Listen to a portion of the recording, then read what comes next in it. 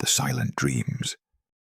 Welcome, welcome to a quiet place, where spring rain falls gently, and the air smells of earth, and wild things growing. Take a moment now, to let the day settle around you, and allow the world outside to grow distant. There is nowhere you need to be, and nothing you need to carry. You may simply listen, or drift, as the story begins. Let your thoughts grow quieter. Let the weight fall away, and follow only the sound of the voice. Tonight, we return once more to the garden at Ashwick, but not the garden as we have known it. This time, the garden is forgotten, overgrown, left to run wild for 5 long years. This is spring, in the year 1870, and this is the story of how a forgotten garden came back to life. Isabel Ashwick arrived at the estate on a gray April morning. She was 25, unmarried, and until 3 weeks ago, she had never heard of Ashwick. The estate had belonged to her father's cousin, a distant relation, someone Isabel had never met. When he died, suddenly, unexpectedly, the estate passed to her father, and her father, who had no interest in managing a Derbyshire property, had sent Isabel, "Go and see it," he had said. "See if it's worth keeping. See what needs to be done." And so Isabel had come, alone, with one trunk of clothes, one letter of introduction, and no clear idea of what she would find. The house at Ashwick was larger than she expected. Gray stone, 2 stories, windows that looked out over fields, and more. The housekeeper, an elderly woman named Mrs. Davies, met Isabel at the door. "Welcome, miss. We've prepared a room for you." Isabel followed her inside. The house was clean, well maintained, but it felt empty. Not in a physical sense. All the furniture was still there, but empty in the way that houses feel when no one truly lives in them. Mrs. Davies showed Isabel to her room. It was on the 2nd floor, a corner room with 2 windows. One looked out over the front drive, the other over something else.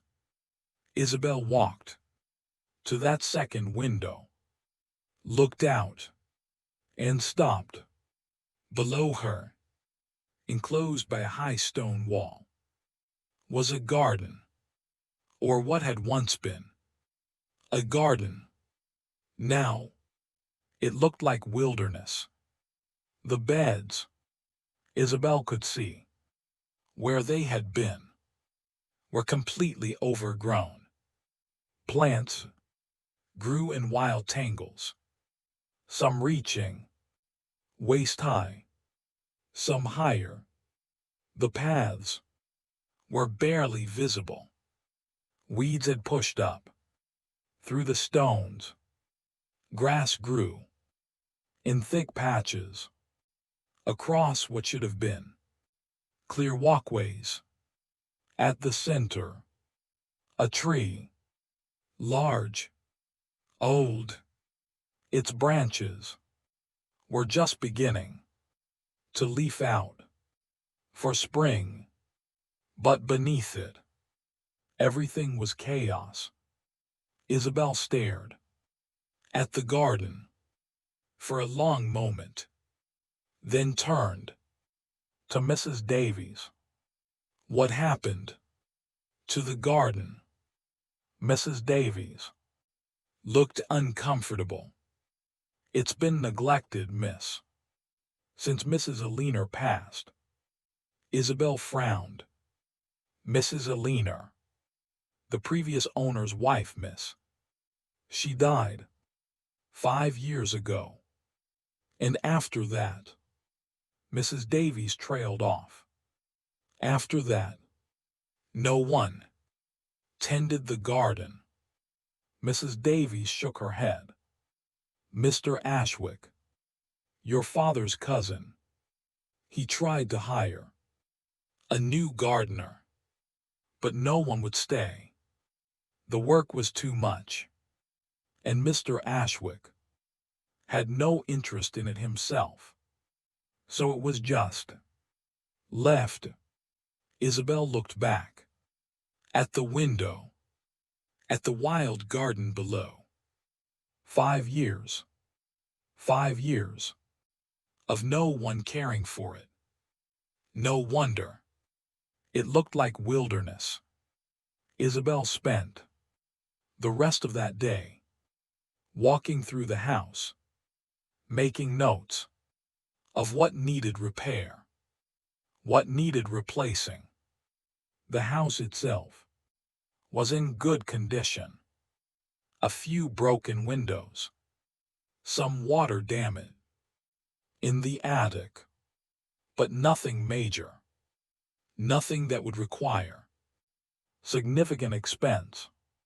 But Isabel found her thoughts kept returning to the garden. She had seen it from her window, but she had not yet gone inside. That evening, after supper, she asked Mrs. Davies, "Is there a door to the garden?" Mrs. Davies nodded. "On the western side of the house, miss, through the kitchen passage." "Will you show me?" Mrs. Davies hesitated. "It's nearly dark, miss. Perhaps tomorrow would be better." Isabel smiled. "I only want to look. I won't go far." Mrs. Davies led her through the kitchen, down a narrow passage, to a heavy wooden door. "This is it, miss." Isabel tried the latch. It was stiff, rusted. She had to pull hard to get it to move. But finally, the door opened. The smell hit her first. Not unpleasant, but strong. The smell of earth, of wild growth, of things growing unchecked. Isabel stepped through. The light was fading, but she could still see enough.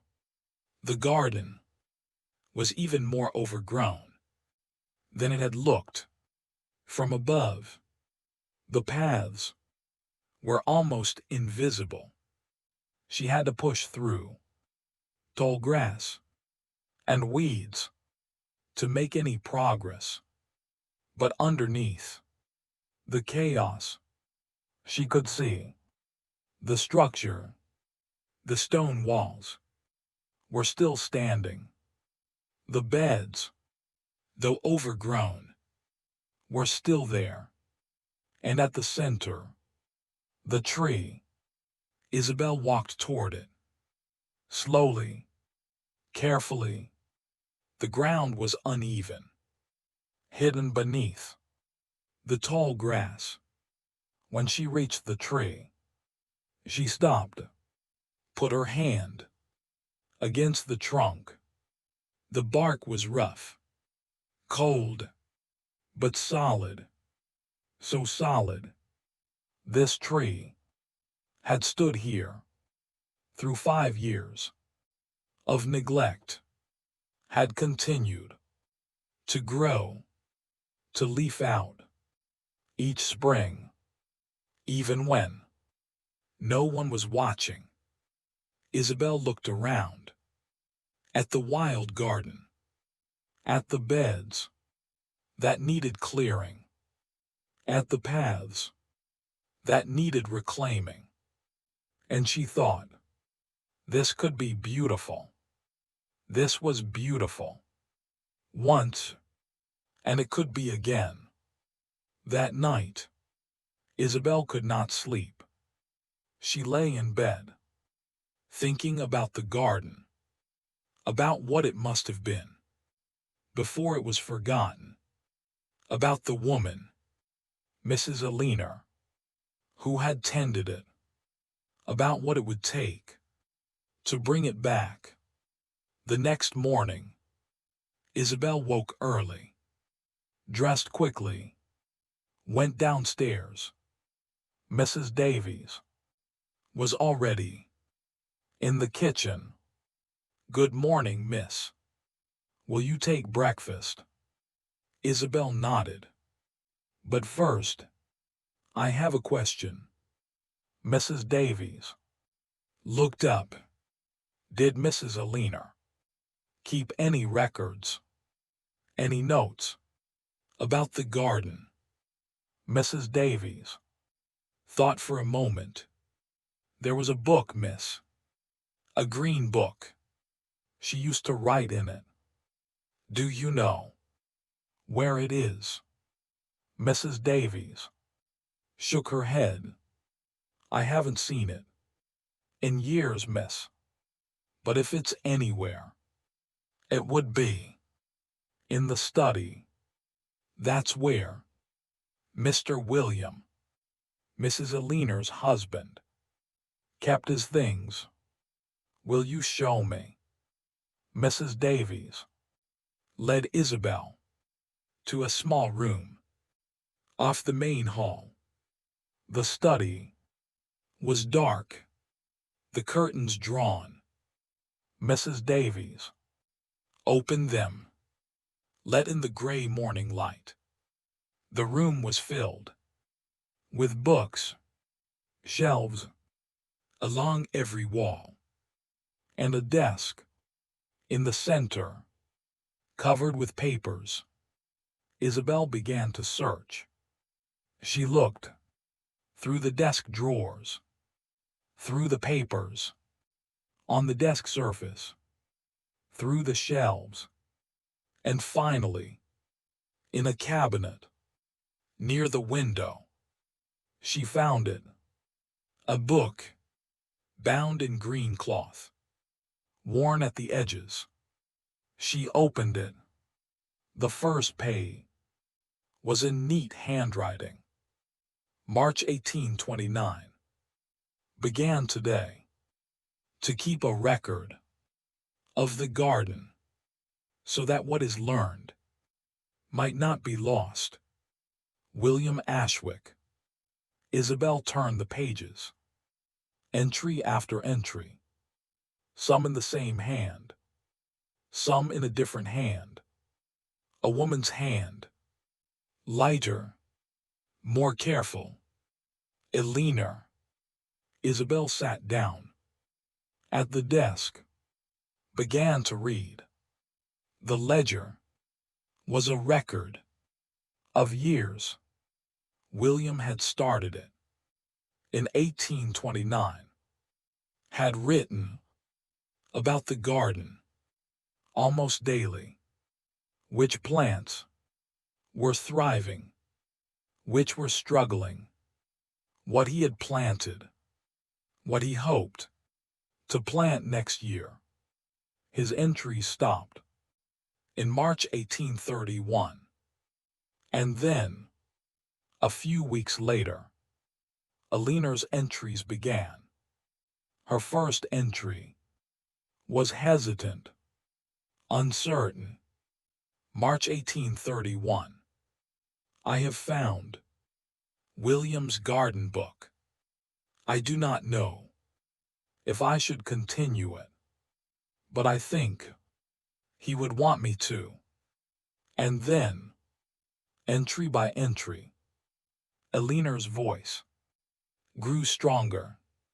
She wrote about learning the garden, about planting seeds, about the first frost.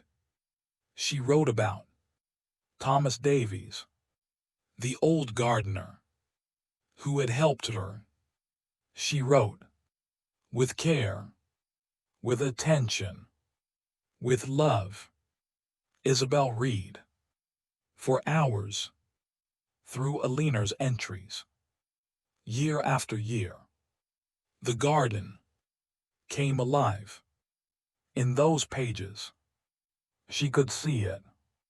The beds, the plants, the seasons changing. Eleanor's last entry was dated October 1864. The garden is preparing for winter. The beds are cleared. The tools are stored. I think this may be my last autumn here. I can feel that something is changing. But the garden will continue. It always continues. Isabel closed the book, sat in silence. Eleanor had died that winter, and the garden had been left to run wild. But it had continued, just as Eleanor said it would. The plants had grown. The weeds had grown. Everything had grown. Without guidance, without care. But it had continued.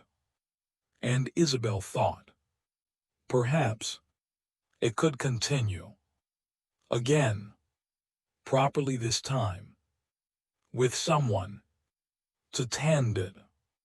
She stood, took the green ledger with her, went to find Mrs. Davies. Mrs. Davies, I have a question. Mrs. Davies looked up from the bread she was kneading. Yes, miss. Is there anyone in the village who knows about gardening? Mrs. Davies thought. There's young Tom Davies, my nephew. He helps with the kitchen garden here. Knows a bit about plants. Could you ask him to come? I'd like to speak with him. Mrs. Davies nodded. Of course, miss. I'll send word. Tom Davies arrived the next morning. He was perhaps 20 years old, tall, thin, with the same dark weathered hands that Isabel was beginning to recognize as the mark of someone who worked in soil. Miss Ashwick. Isabel nodded. Thank you for coming.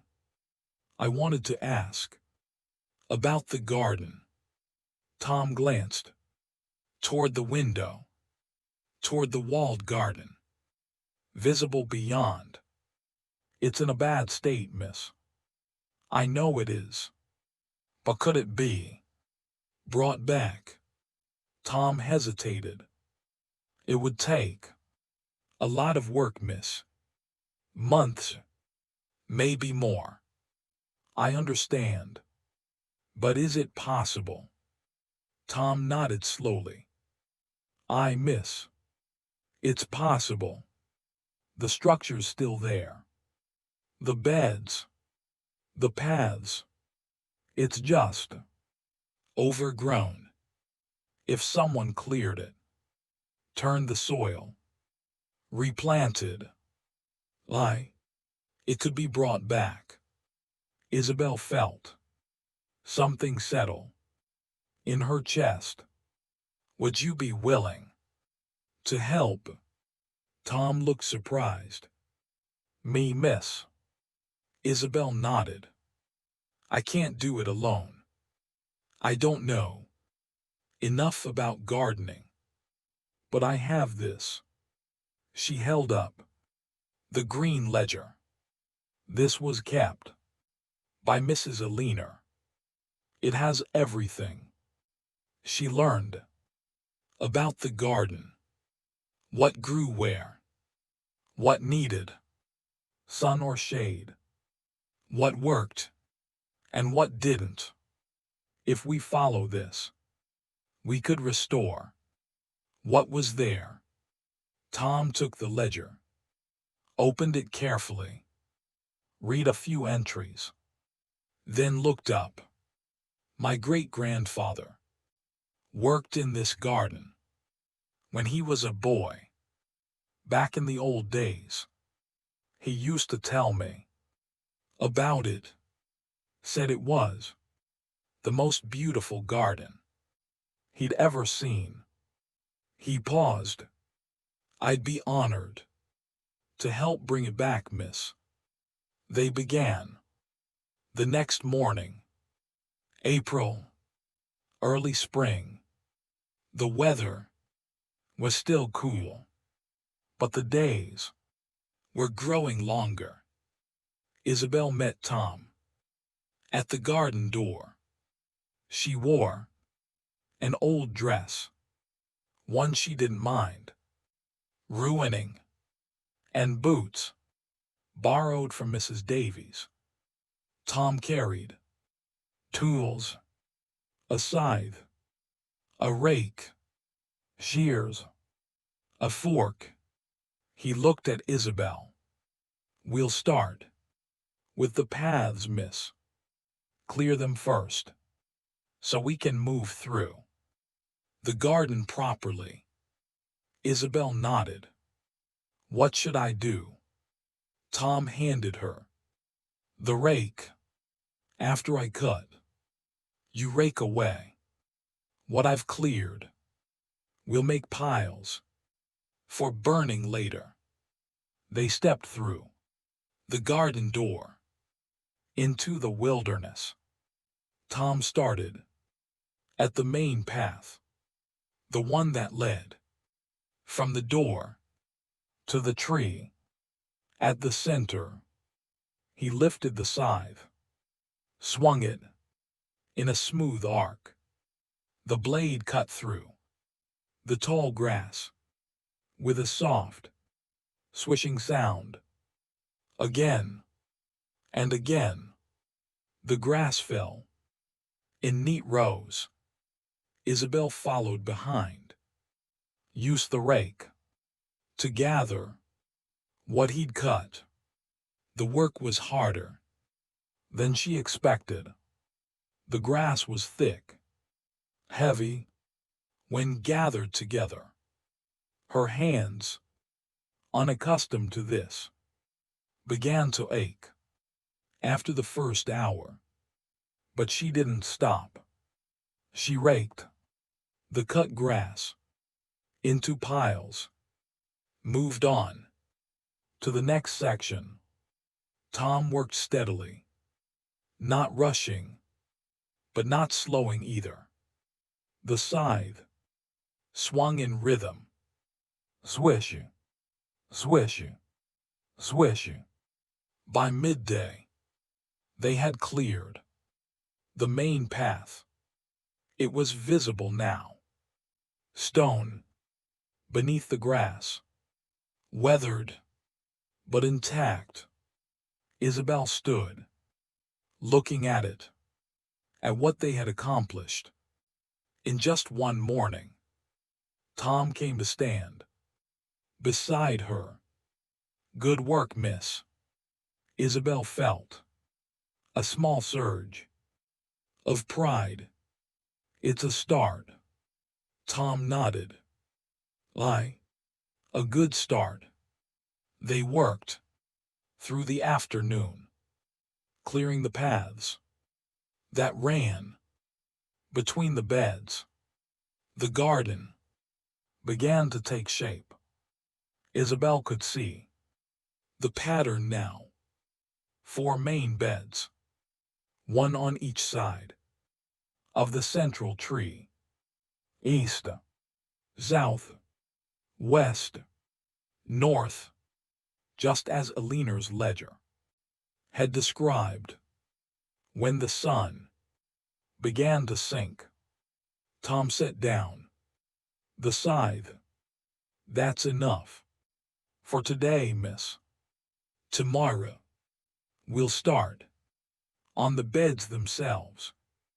Isabel looked around at the cleared paths, at the piles of cut grass waiting to be burned, at the beds still wild and overgrown. There was so much still to do, but for the first time since arriving, Isabel felt something like hope. That night, Isabel's hands ached, her shoulders ached, her back ached. She was not used to physical labor, had never, in her life, done work like this. But when she lay down in bed, she felt oddly satisfied. She had done something, had made visible progress. The paths had been cleared. Tomorrow, they would begin on the beds. Before she slept, she lit a candle, opened Eleanor's ledger. She wanted to read what Eleanor had written about the beds, to understand what had grown there, what should grow there again. She found an entry from June 1831. "The eastern bed is for herbs, rosemary, thyme, sage, lavender. They need sun. The east wall catches morning light. Perfect for them. William had these planted before I came, but I have added chamomile and mint. They seem happy here." Isabel turned the page. "The southern bed is for vegetables, beans, peas, carrots, cabbage. These need full sun and regular water.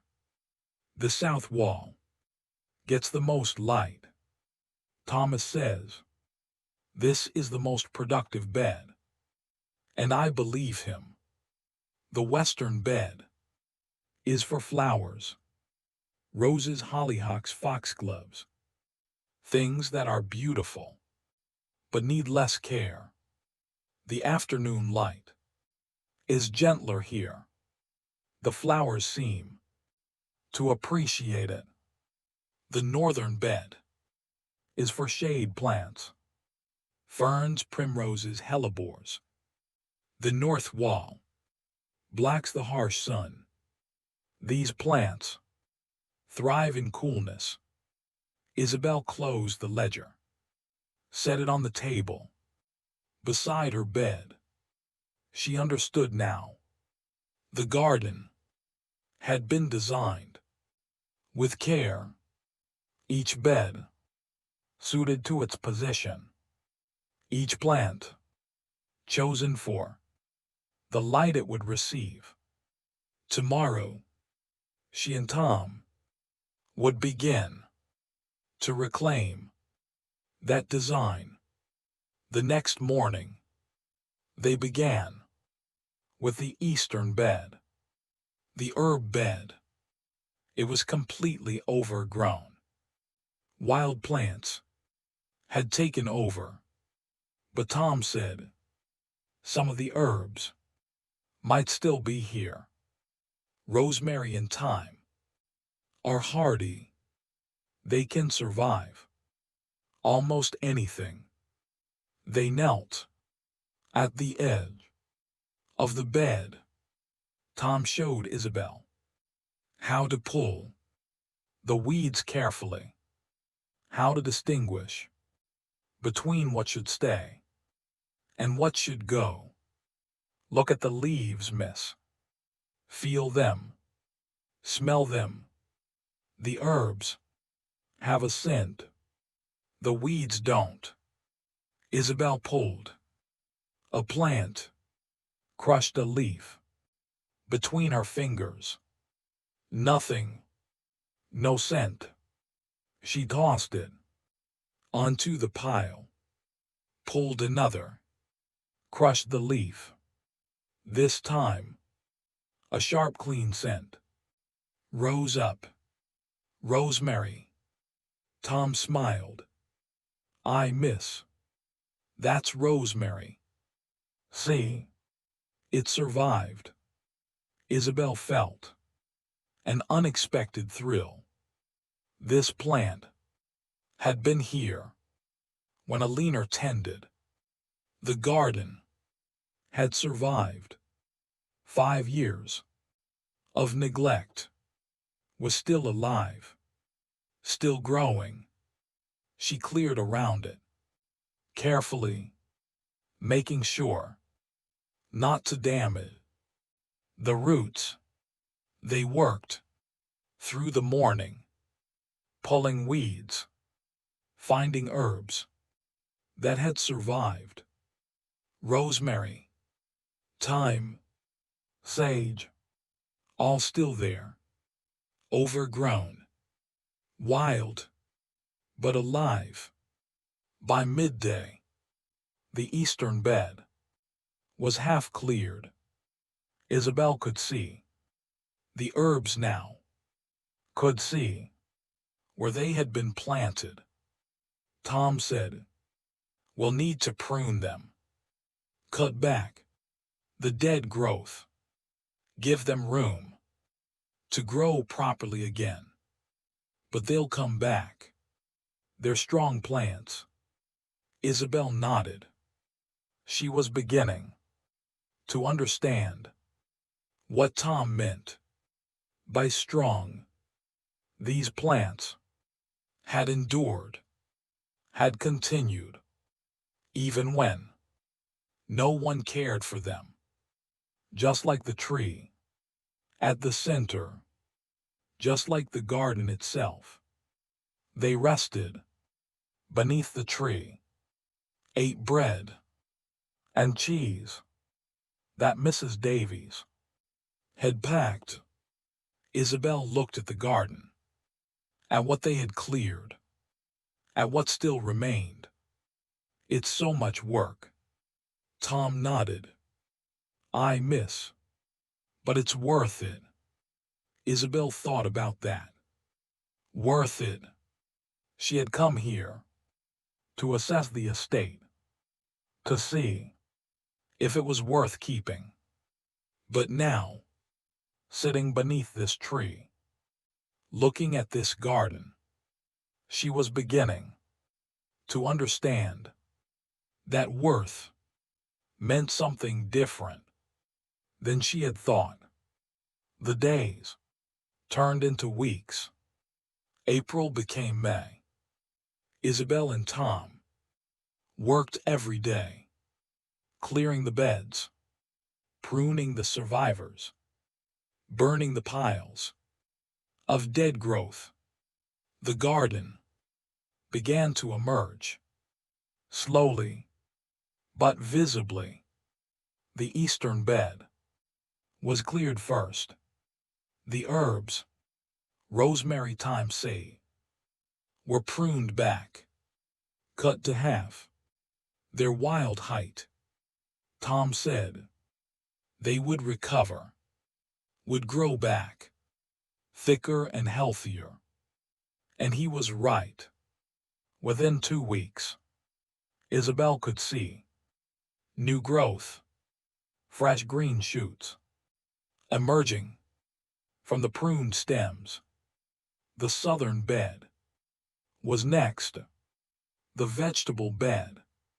This one had nothing left worth saving. Everything had gone to seed or died years ago. They cleared it completely, pulled every plant, turned the soil.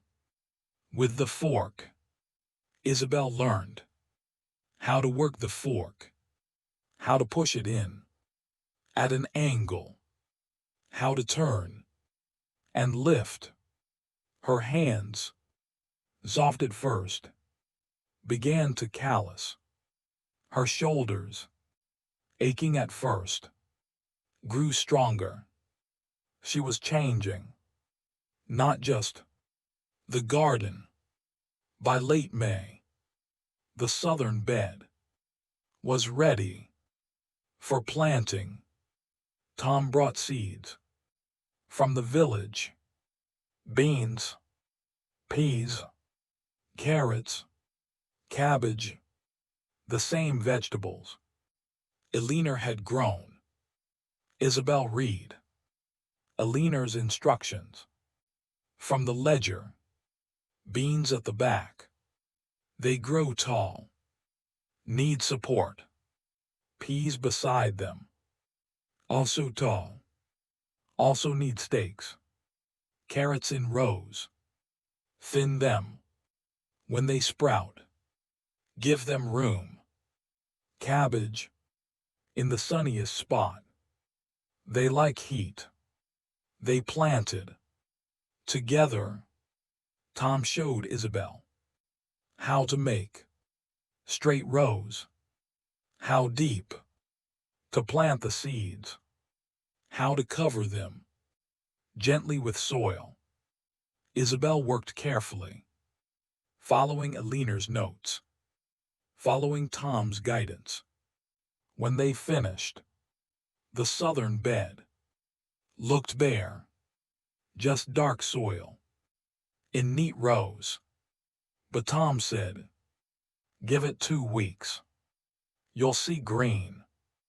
The western bed, the flower bed, was the most challenging. Some flowers had survived. Roses mostly. Hardy old roses that had gone completely wild. They were massive, tangled, covered in thorns.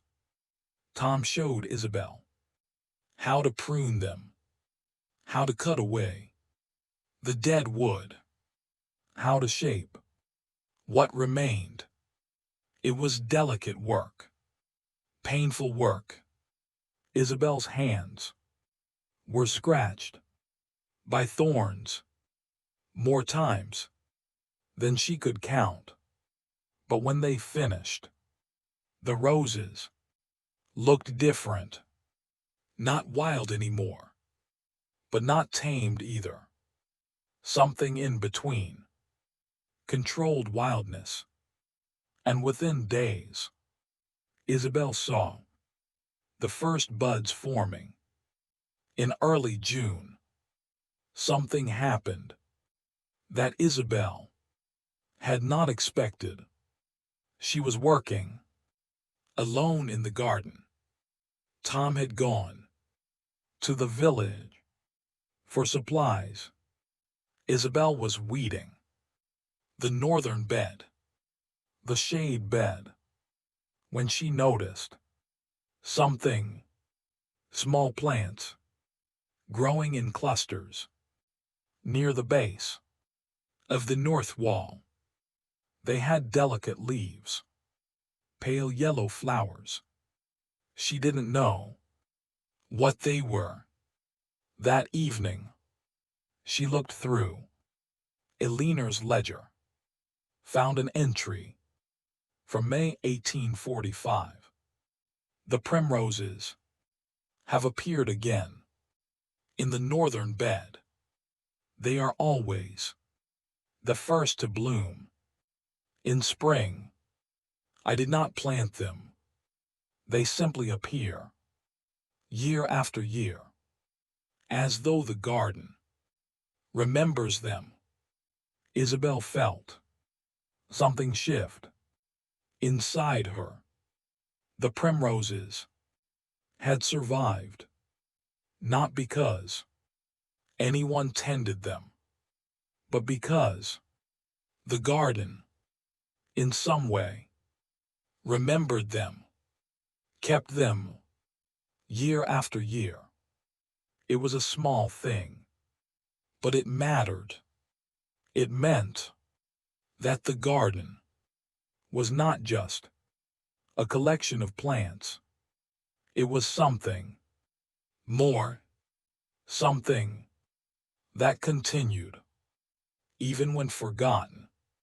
By mid-June, the garden looked different, not restored, not yet, but no longer wild. The paths were clear, the beds defined, and everywhere there was green. The vegetables in the southern bed had sprouted, just as Tom said. They would. Rows of delicate green shoots. Beans, peas, carrots. Isabel checked them every morning, watched them grow, measured their progress, day by day. It was remarkable how fast they changed. One day, the beans were barely visible. The next, they had doubled in size. Tom showed her how to stake them, how to tie the growing vines to supports so they could climb. Isabel worked carefully. Her hands, now calloused, now familiar with this work, moved with confidence. She was learning not just how to garden, but how to see, how to notice small changes, how to understand what a plant needed just by looking at it. The roses in the western bed bloomed in late June. Isabel woke one morning to find the entire bed covered in flowers, pink, white, deep red. The scent was overwhelming, sweet, heavy. It filled the entire garden. She stood at the garden door, just looking. This was what the garden had been, what it could be again. Tom came to stand beside her. "They're beautiful, miss." Isabel nodded, unable to speak. The roses had survived 5 years of neglect, had grown wild, had been pruned back, nearly to nothing. And now they were blooming, as though they had been waiting for someone to care again. But the garden was not without its challenges. In early July, a week of heavy rain flooded the southern bed. Isabel woke to find standing water between the rows of vegetables. She ran to find Tom. "The water, will it kill them?" Tom looked at the flooded bed. "Not if we get it drained quickly." They dug small trenches to channel the water away. Isabel's boots were soaked, her dress caked with mud, but she didn't care. She dug until her arms ached, until the water began to drain. By afternoon, the bed was merely damp, no longer flooded. Tom knelt, examined the plants. "They'll be all right, miss. Bit waterlogged, but they'll recover." Isabel felt relief flood through her. She had been afraid, truly afraid, that the vegetables would be lost, that all their work would be undone. But they had survived, just like everything else in this garden. A few days later, Isabel discovered aphids on the roses, tiny green insects covering the new growth. She showed Tom. He nodded. "Common problem, miss. We can spray them with soapy water. Or," he paused, "Mrs. Eleanor used to let the ladybirds handle it." "Ladybirds?" "I miss. They eat aphids. If you wait, they'll come. The garden knows how to balance itself." Isabel thought about that. The garden knows how to balance itself. She decided to wait. Within a week, ladybirds appeared. Dozens of them. Small red beetles with black spots. And the aphids began to disappear. Isabel watched with fascination. Tom was right. The garden did know how to balance itself, if you let it. By late July, the garden was thriving. The vegetables in the southern bed were growing rapidly. The beans had begun to produce. Isabel picked them carefully, testing each one with her fingers. Tom had taught her how to tell when they were ready. Firm, but not hard. Bright green, snapping cleanly. When bent, she carried them to Mrs. Davies. In the kitchen, Mrs. Davies took them with a smile. "From the garden, miss." "Yes, the first harvest." Mrs. Davies looked at the beans, then at Isabel. "Mrs. Eleanor would be pleased, miss, to see the garden producing again." Isabel felt something warm spread through her chest. She had not known Eleanor, had never met her, but in a strange way, she felt connected to her.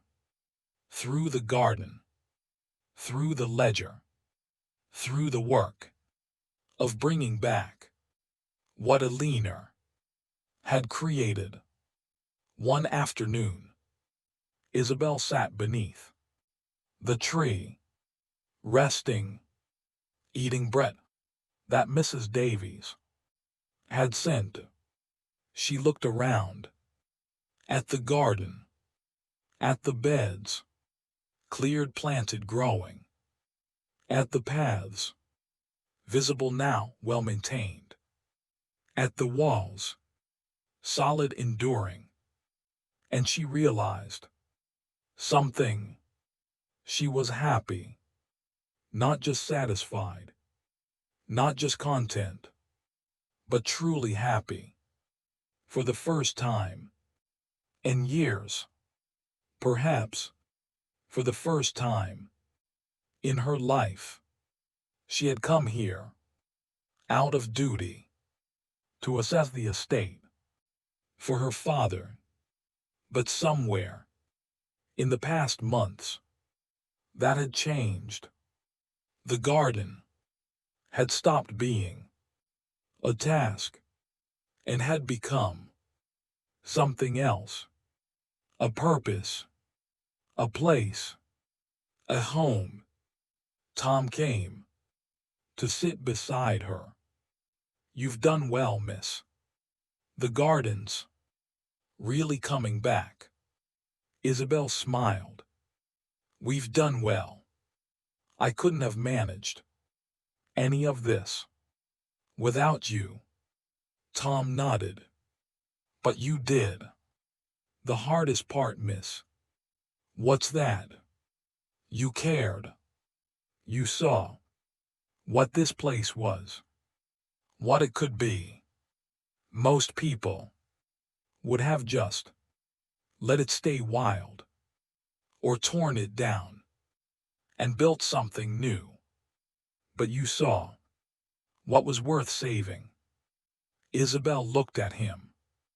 "My great-grandfather told me once," Tom continued, "that a garden is never just about the plants.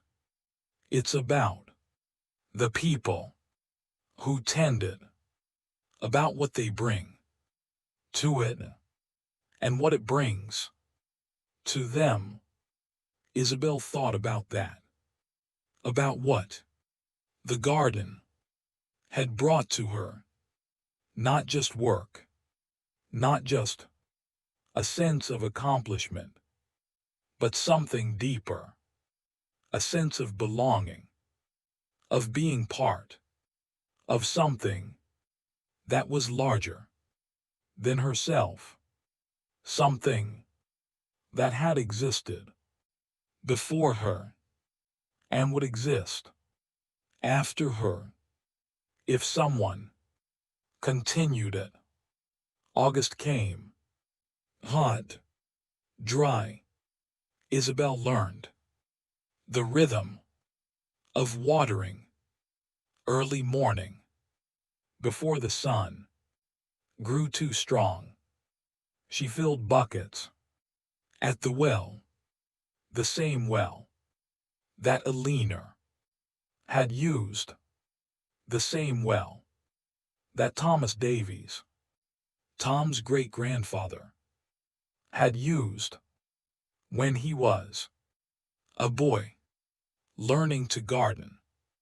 The buckets were heavy, but Isabel's arms were strong now. She could carry them without stopping, could water the entire garden in an hour. She poured slowly at the base of each plant, not on the leaves. Tom had taught her that. Water the roots. That's where the plant drinks. The harvest continued. Beans every few days. Carrots when ready. Cabbage when the heads were firm.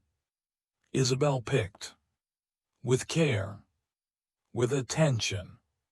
She had learned to see the difference between ready and not quite ready. It was subtle, but once you knew, it was obvious. Mrs. Davies used everything.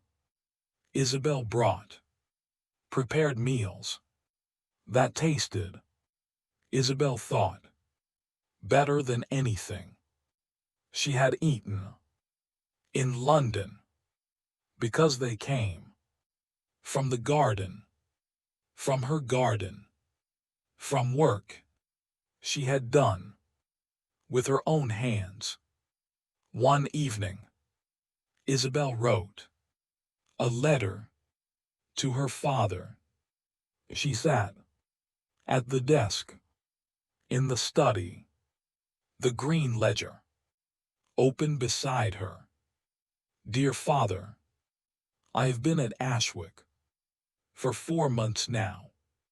The house is sound. The repairs needed are minimal, but it is the garden that has occupied most of my time." She paused. How to explain, how to put into words what the garden had become to her. She continued. The garden was neglected for 5 years, completely overgrown. But I have been working, with help from a local man, to restore it. And it is coming back, better than I hoped. I believe the estate is worth keeping, not for its value, but for what it is. I would like to stay here, to continue the work, if you will permit it. She signed the letter, sealed it. The next morning, she sent it to London and waited. September brought cooler weather. The light changed, became softer, more golden. The garden began to shift toward autumn. The roses bloomed again. A second flush, not as abundant as the first, but beautiful nonetheless. Isabel cut some, brought them inside, arranged them in a vase in the study. Their scent filled the room. The vegetables continued producing. But Isabel knew, from reading Eleanor's ledger, that the season was coming to an end. Soon, it would be time to clear the beds, to prepare for winter. Tom showed her how to save seeds, how to dry them, how to store them in paper packets for next year's planting. Isabel labeled each packet carefully. Beans southern bed, carrots southern bed, roses western bed. The garden providing for itself, just as Eleanor had written, just as it had always done. Isabel's father's reply came in late September. She opened it with trembling hands. My dear Isabel, I am pleased to hear the estate is sound, and more pleased still to hear you wish to remain. The property is yours to manage as you see fit. I will arrange for a small income to be sent quarterly. Do with it, and with Ashwick, what you think best. Isabel read the letter twice, 3 times. The property is yours. Ashwick was hers. The garden was hers. To continue, to tend, to care for. She sat down at the desk, put her head in her hands, and for the first time since arriving, she cried, not from sadness, but from relief, from joy. She had found her place. October brought the first frost. Isabel woke to find the garden transformed, everything covered in delicate white. The tender plants, Ban's peas, had blackened overnight. She knew this would happen, had read about it in Eleanor's ledger. But seeing it was different from reading about it. She felt a small pang of loss. Those plants had been her first planting, her first success. But Tom said, "It's natural, miss. Everything has its season. Now it's time to clear and prepare for winter." They worked together to pull the dead plants. Isabel had done this in reverse, clearing the wild growth 6 months ago. But this felt different. This was not clearing chaos. This was honoring completion. These plants had done what they were meant to do, had grown, had produced, had fed people. Now it was time for them to return to the soil. They carried the dead plants to the compost heap, the same compost heap that Eleanor had used, that Thomas Davies had used more than a century ago. Tom explained, "It all breaks down, becomes soil again. Then we spread it on the beds. Next spring feeds the new plants. Nothing is wasted." Isabel understood. The garden was a cycle. Death feeding life. Life leading to death. Over and over. Endless. When the southern bed was cleared, they turned the soil. Isabel took the fork. She knew how now. Knew the angle. The depth. The rhythm. Push in. Turn. Lift. Her arms, strong now, strengthened by months of work, managed the weight easily. Her hands, calloused now, marked by thorns and soil, gripped the fork with confidence. She had become someone different from the woman who arrived in April. That woman had soft hands, clean nails, dresses that were never dirty. That woman had not known the names of plants, had not understood what it meant to tend. But this woman, the woman Isabel had become, knew the difference between rosemary and thyme, knew when a bean was ready, knew how to turn soil, how to prune roses, how to save seeds.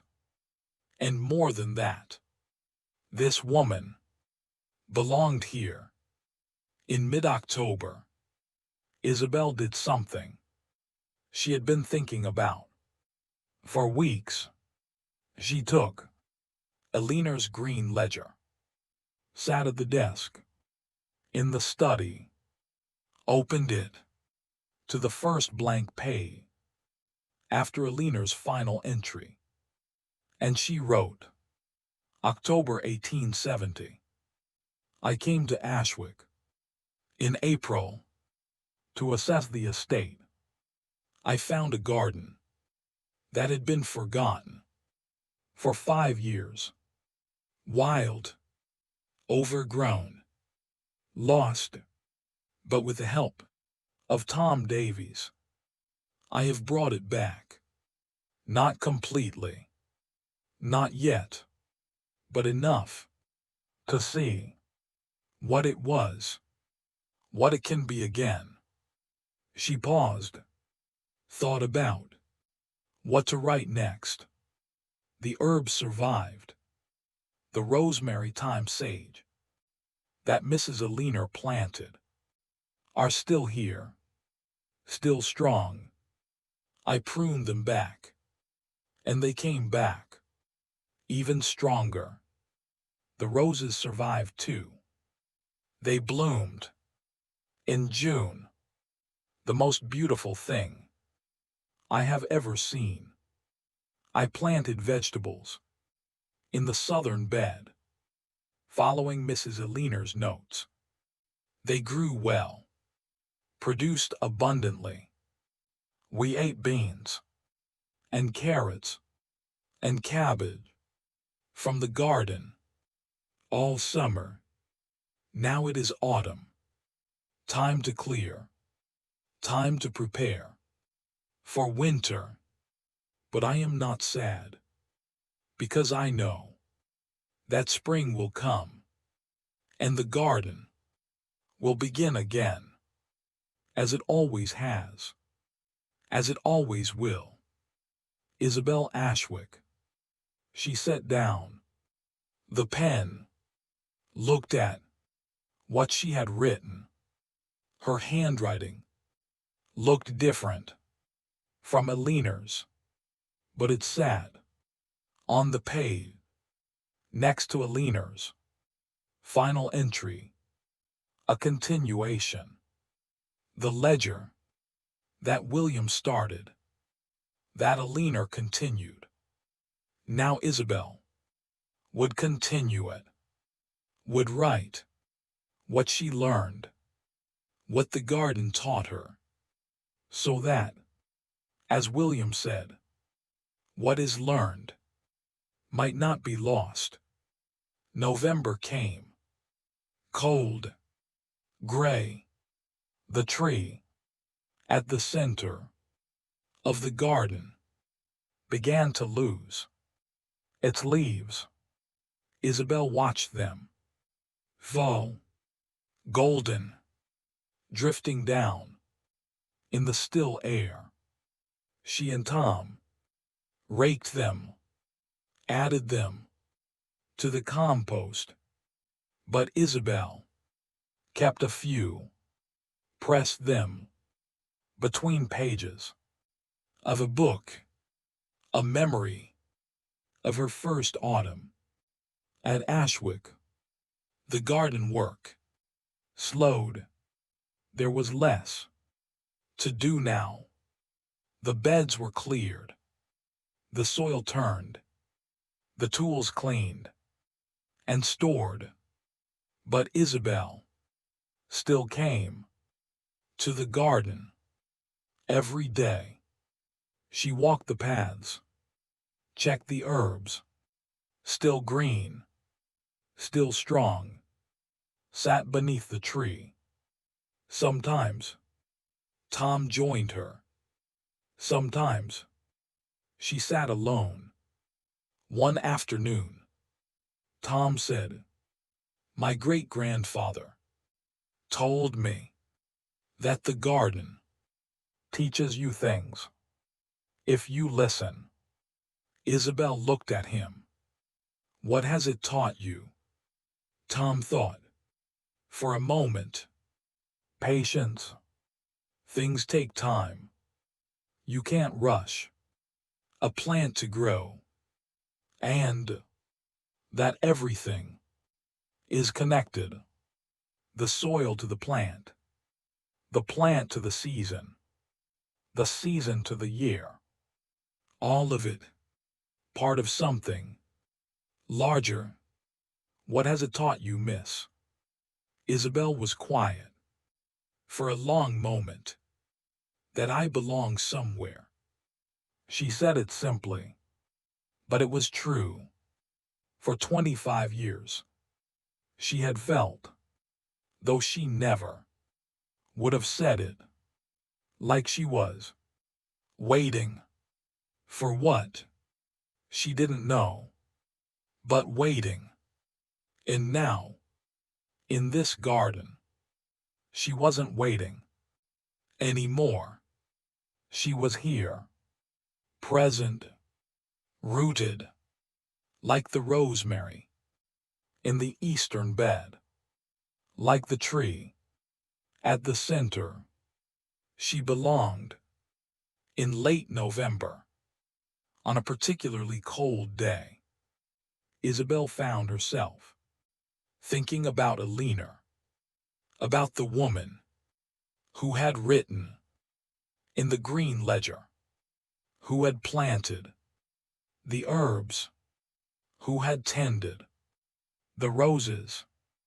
Eleanor had been a widow, had come to the garden in grief, had found in the work of tending a way forward. Isabel was not a widow, had not come to the garden in grief, but she understood, in some way, what Eleanor had found here, a purpose, a place to pour care and attention, a place where work mattered, where small acts, planting seeds, pulling weeds, turning soil, added up to something larger. And Isabel thought, perhaps that is what a garden gives, not just vegetables or flowers, but a sense that what you do matters, that your hands can create something beautiful, that you are part of a continuing. She walked to the eastern bed, knelt, touched the rosemary, the same rosemary that Eleanor had touched, the same rosemary that had been here for decades.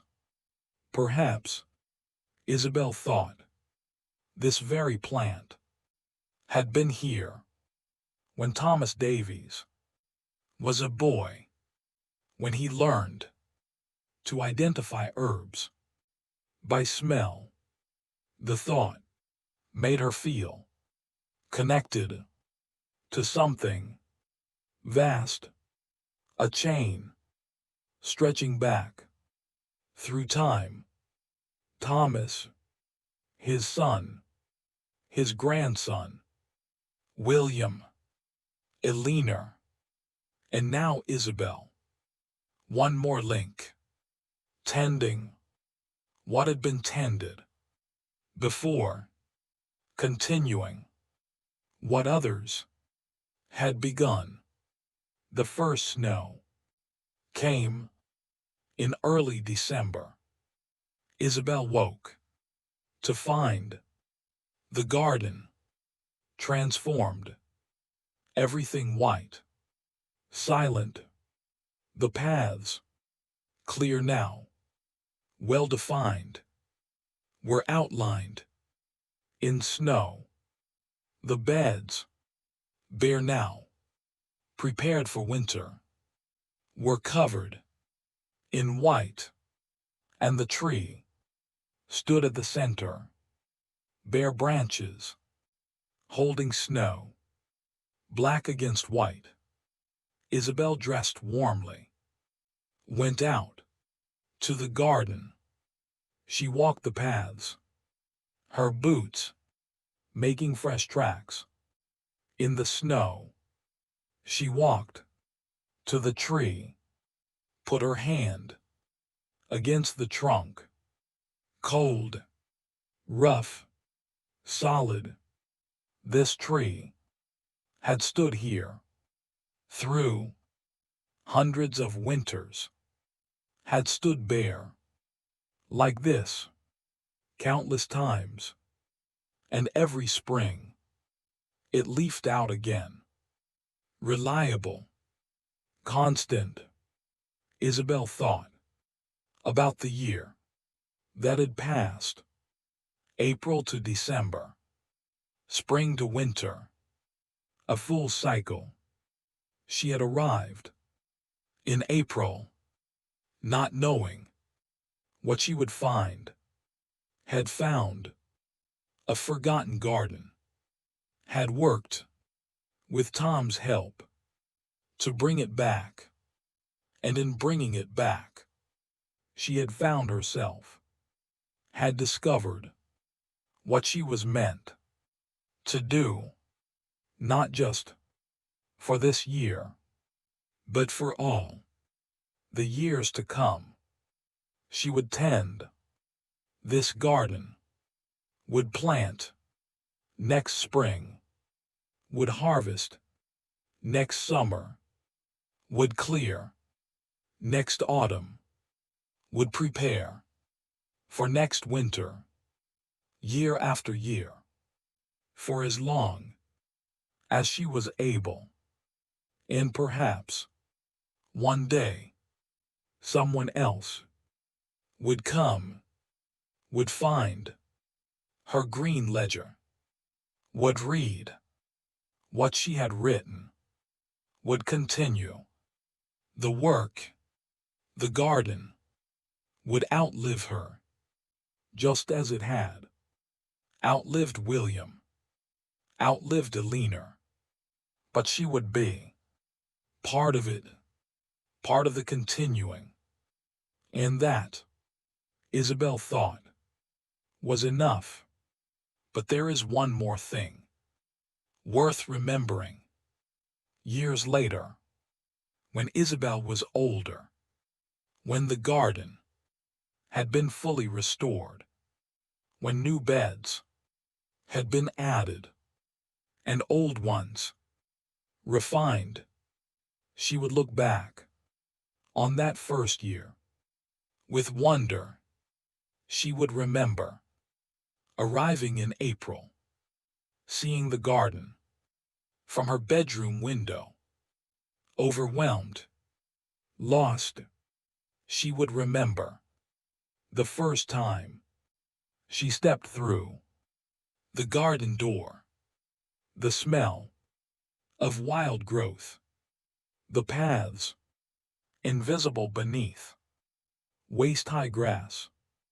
She would remember finding Eleanor's green ledger, reading entry after entry, learning about a woman she had never met, but who felt, in some way, like a friend. She would remember Tom's arrival, the way he looked at the overgrown garden and said, it's possible." She would remember the first day of clearing, how heavy the rake felt, how her hands, soft then, unused to work, ached after just 1 hour.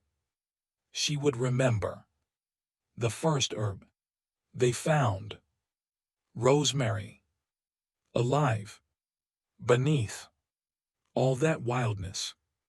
She would remember planting the southern bed, making rows, dropping seeds, covering them with soil, and 2 weeks later, seeing the first green shoots.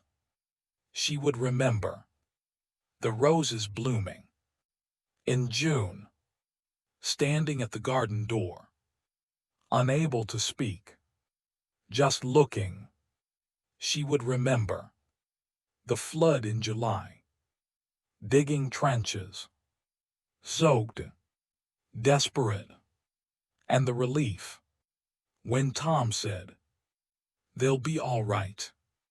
She would remember the first harvest, carrying beans to Mrs. Davies, the pride she felt, simple but real.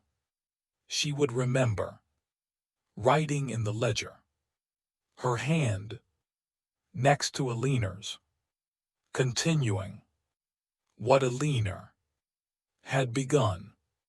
She would remember autumn clearing, pulling the dead plants, turning the soil, preparing for winter, and the first snow, standing beneath the bare tree, knowing She had found her place.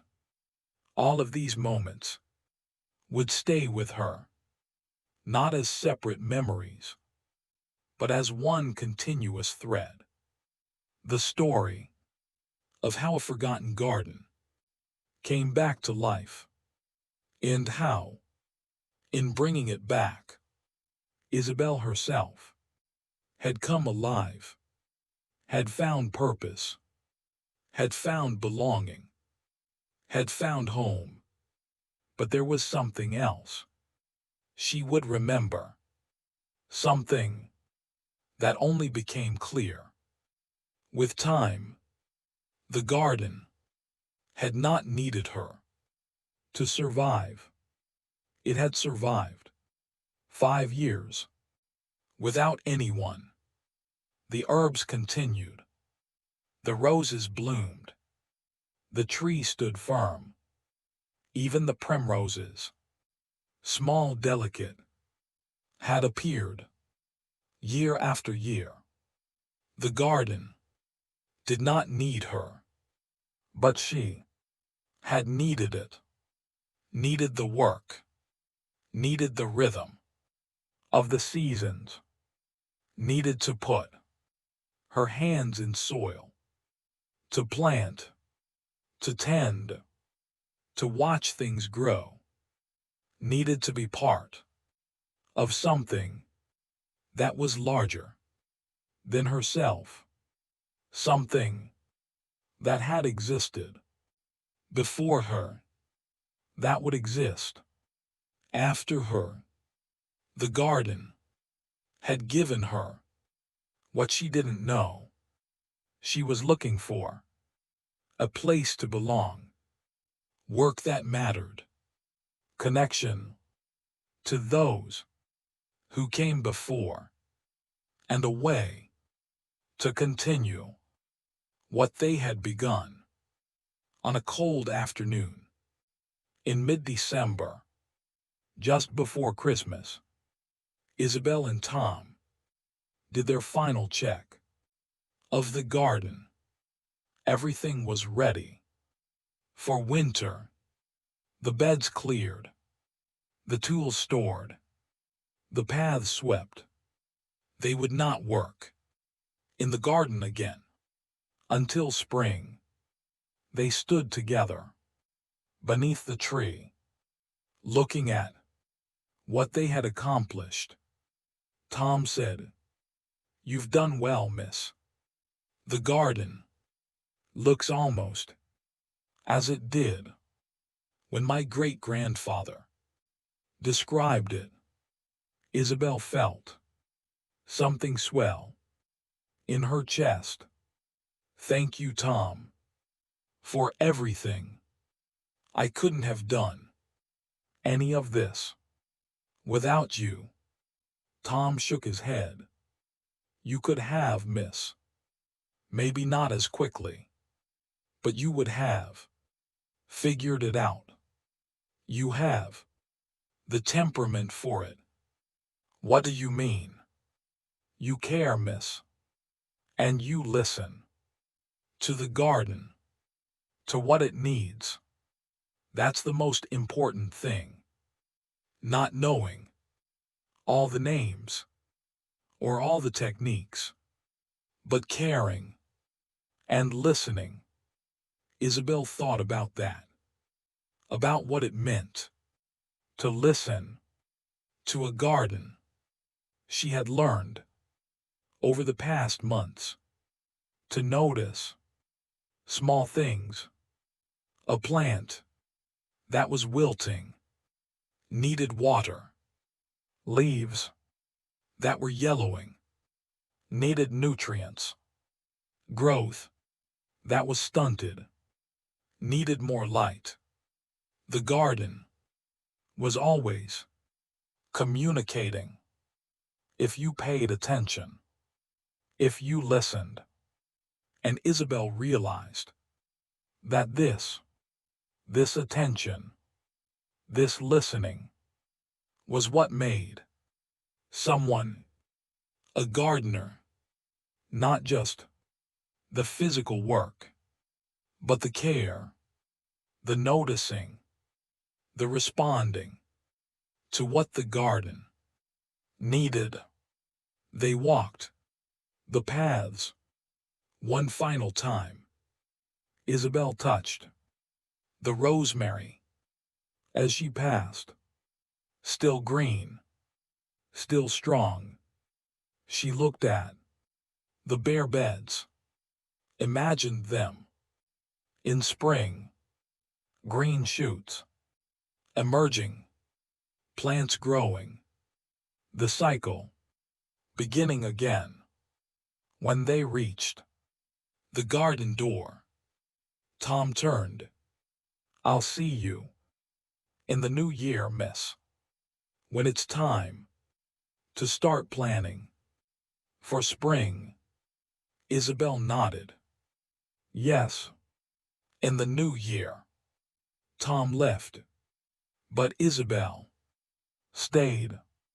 She stood at the garden door, looking back at the garden in its winter stillness, at the tree standing bare, at the beds lying quiet, at the walls holding it all together.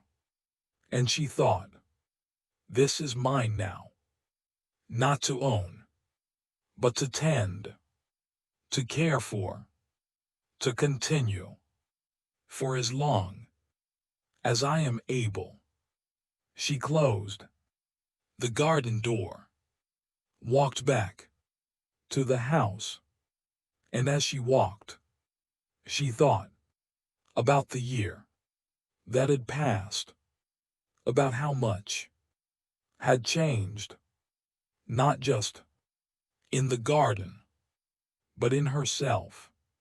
She had come here, a stranger, uncertain, searching for something she couldn't name, and she had found it in soil and seeds, in rosemary and roses, in the rhythm of planting and growing and harvesting and clearing. She had found purpose, belonging, home. That evening, Isabel sat in the study, the green ledger open before her. She read through Eleanor's entries, then read her own, and she thought about what she would write next spring, about the new vegetables she wanted to try, about expanding the herb bed, about training the roses differently. There was so much still to learn, so much still to do. But for now, the garden rested, and so would she. She closed the ledger, set it aside. Tomorrow, she would begin planning for spring.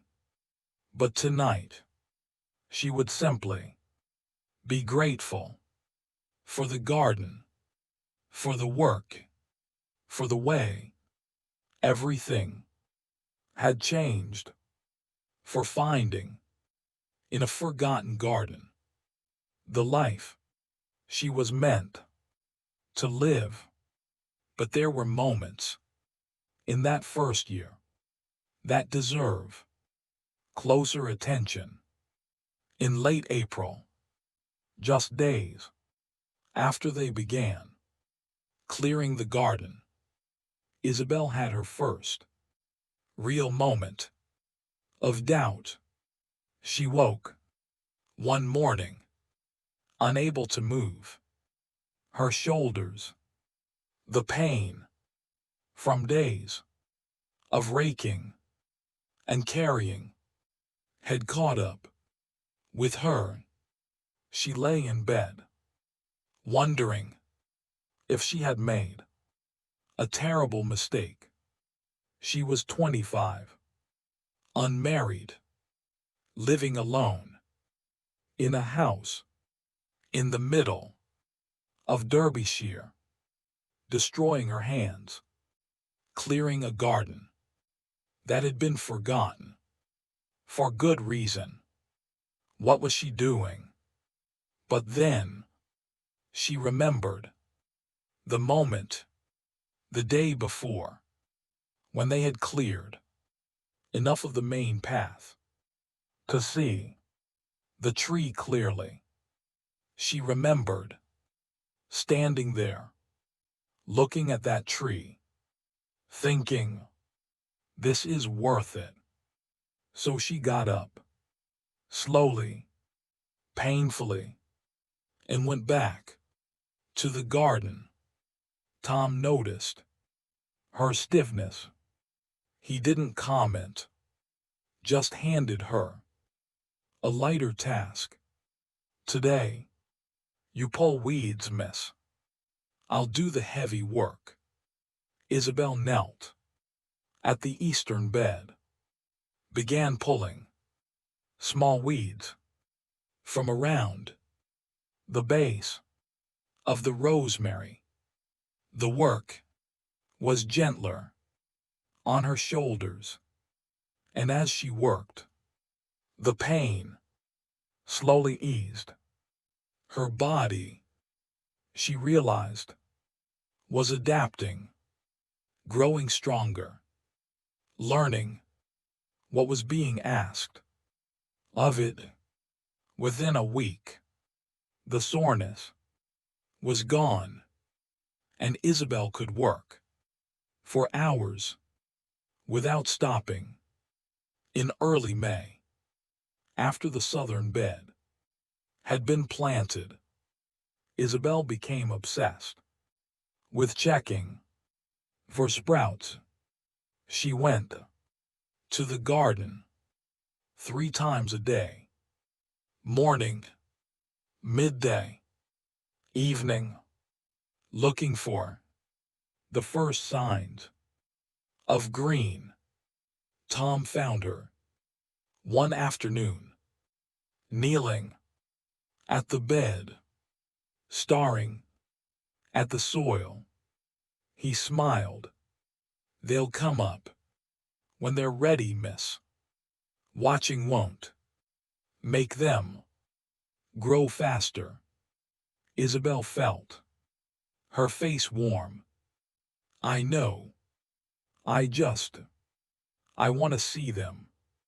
Tom nodded. I understand. First planting is always like that. You put seeds in the ground, and then you have to trust that they'll grow. It's hard to wait. Isabel looked at him. Does it get easier? Tom thought. For a moment. Not easier, miss. But different. After you've seen it happen a few times, you start to trust the process. You know the seeds will sprout.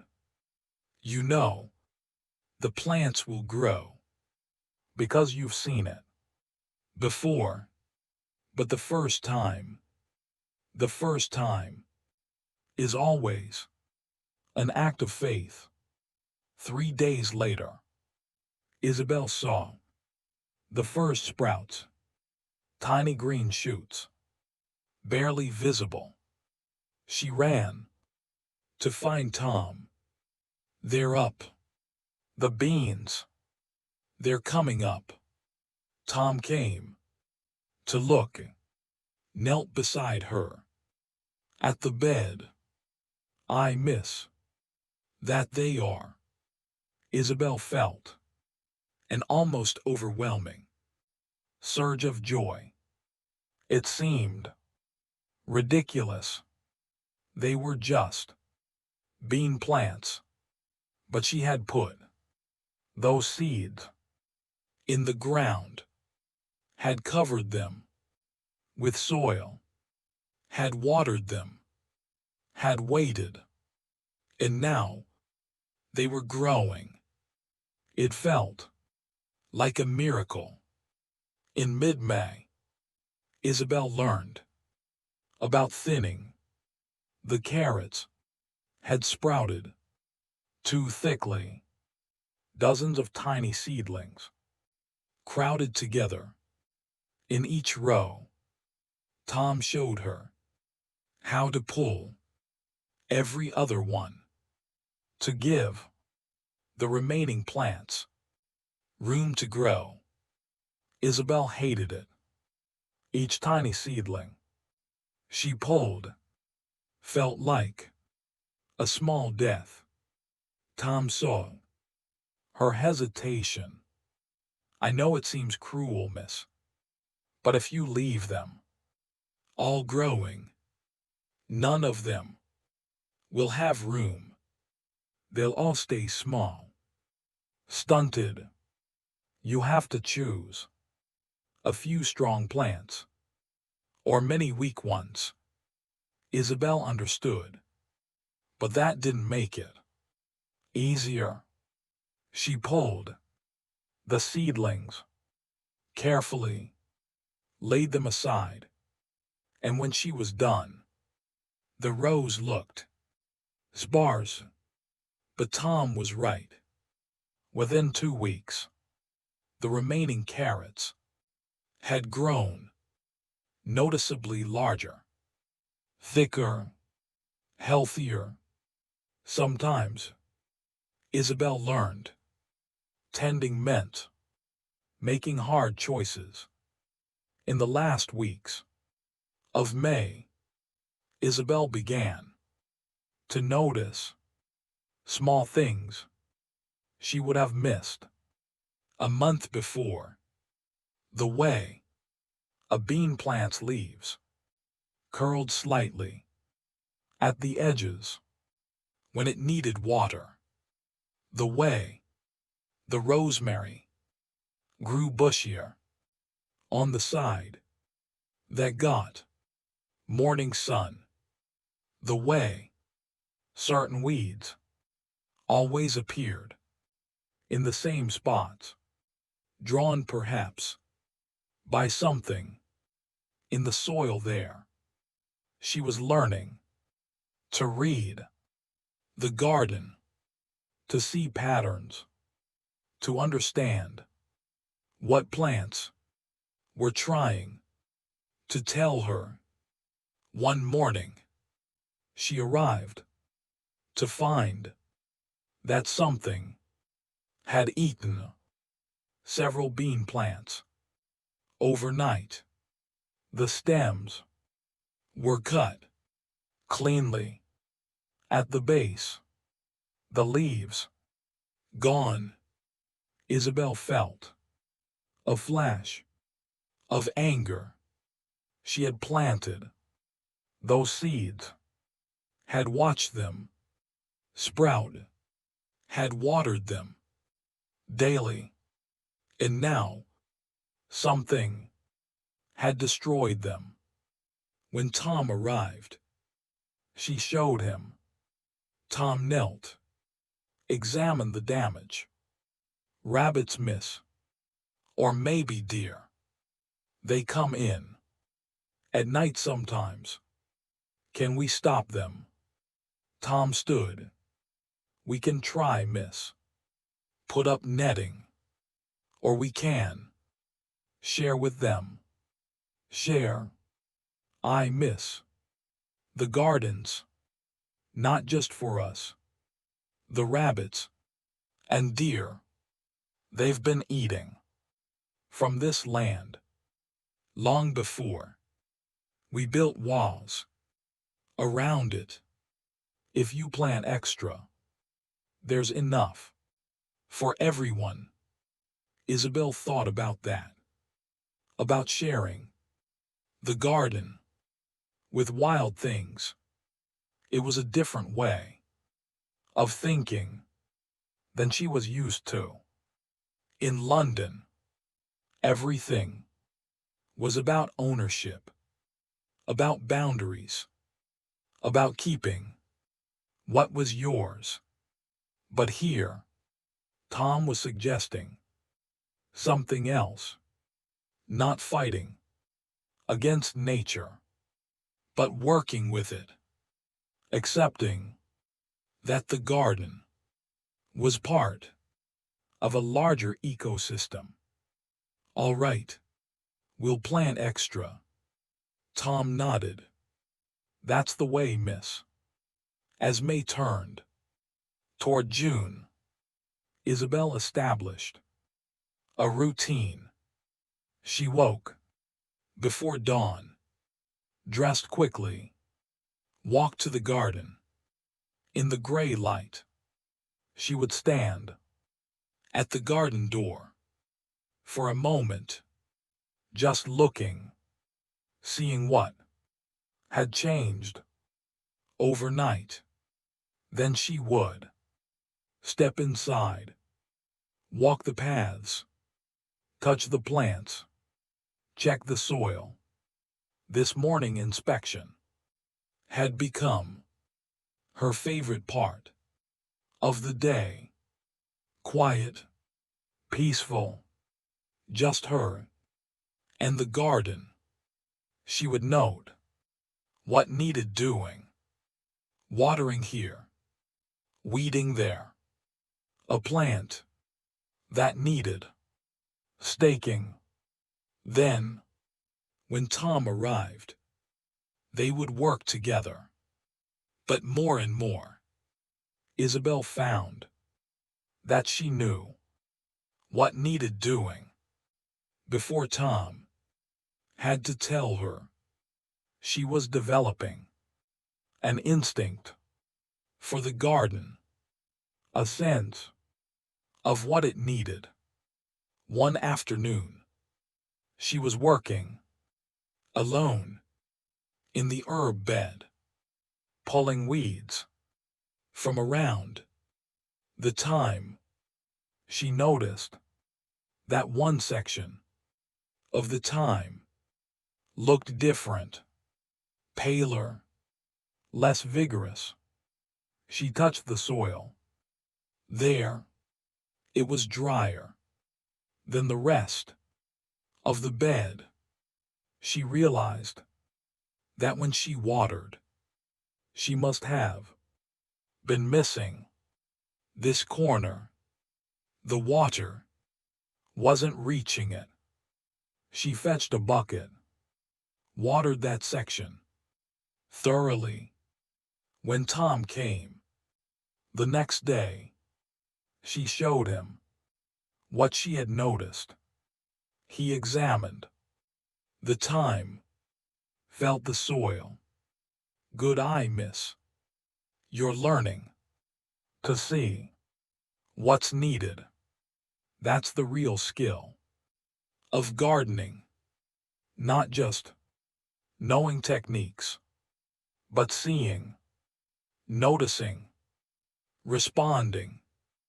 Isabel felt a quiet pride.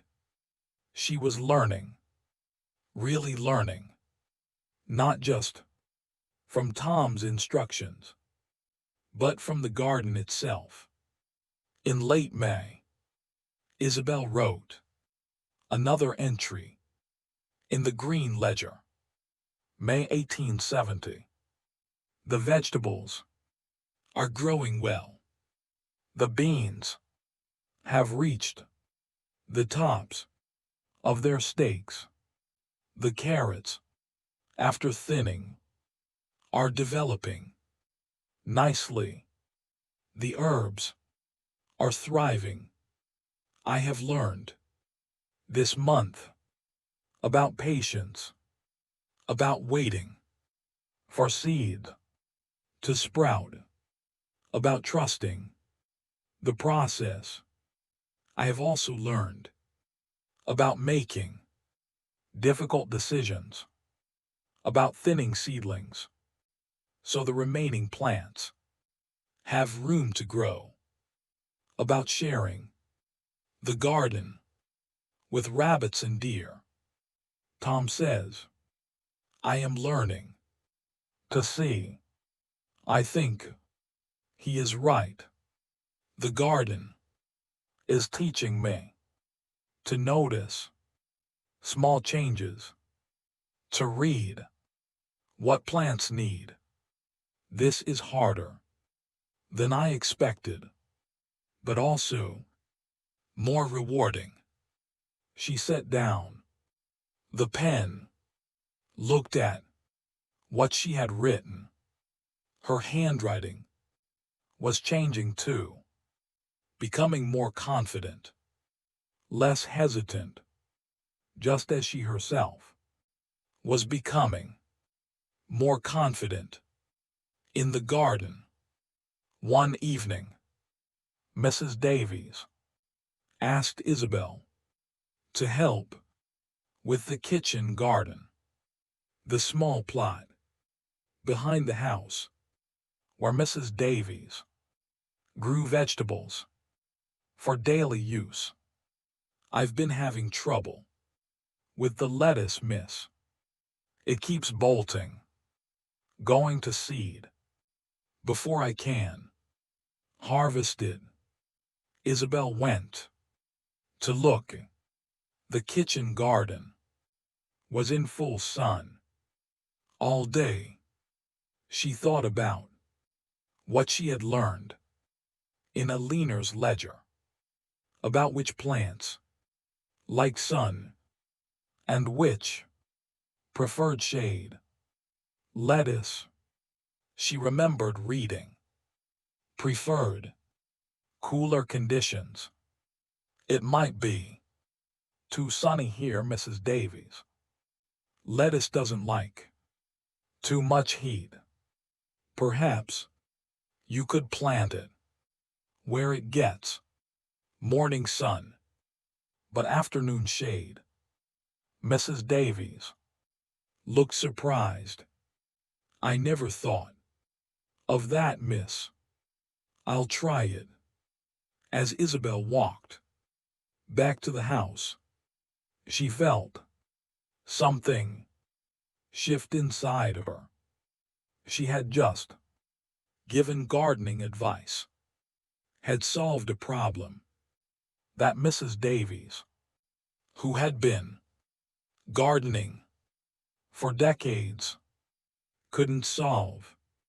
Not because Isabel knew more, but because she had learned to think about what plants needed, to see the garden from the plant's perspective.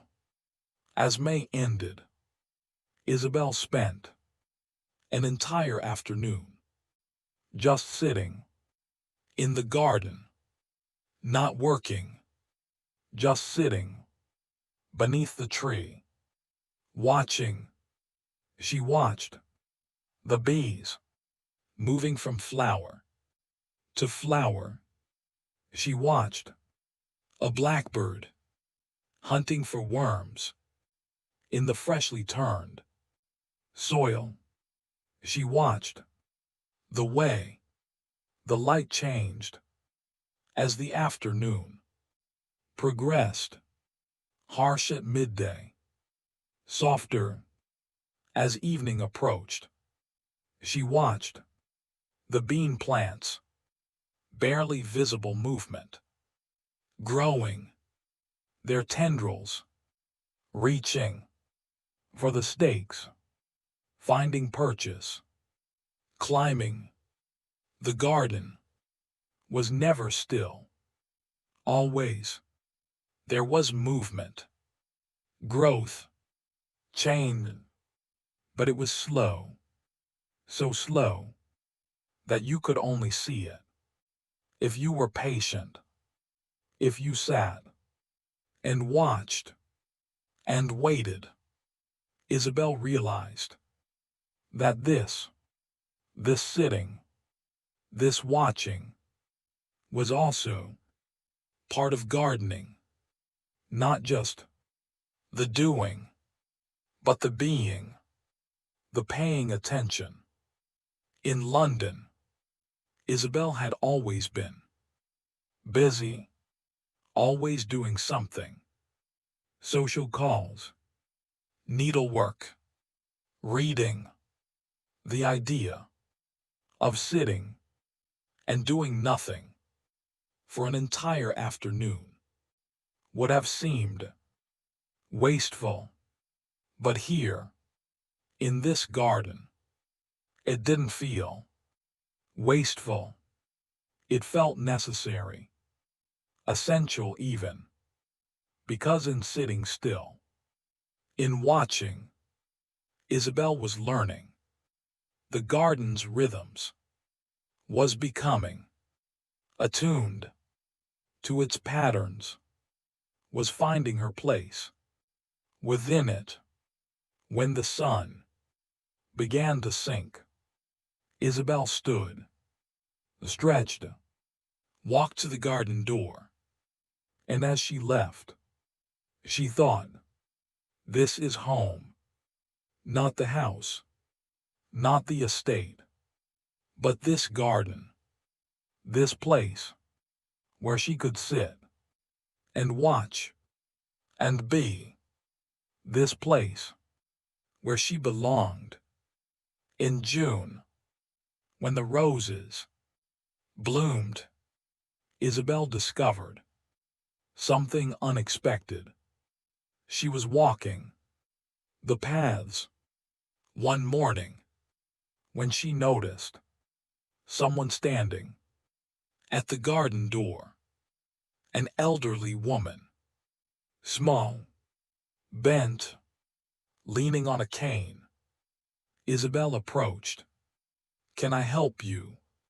The woman looked at Isabel, then at the garden. "I used to work here many years ago, when I was a girl, in Mrs. Eleanor's time." Isabel felt something stir. "You knew Eleanor?"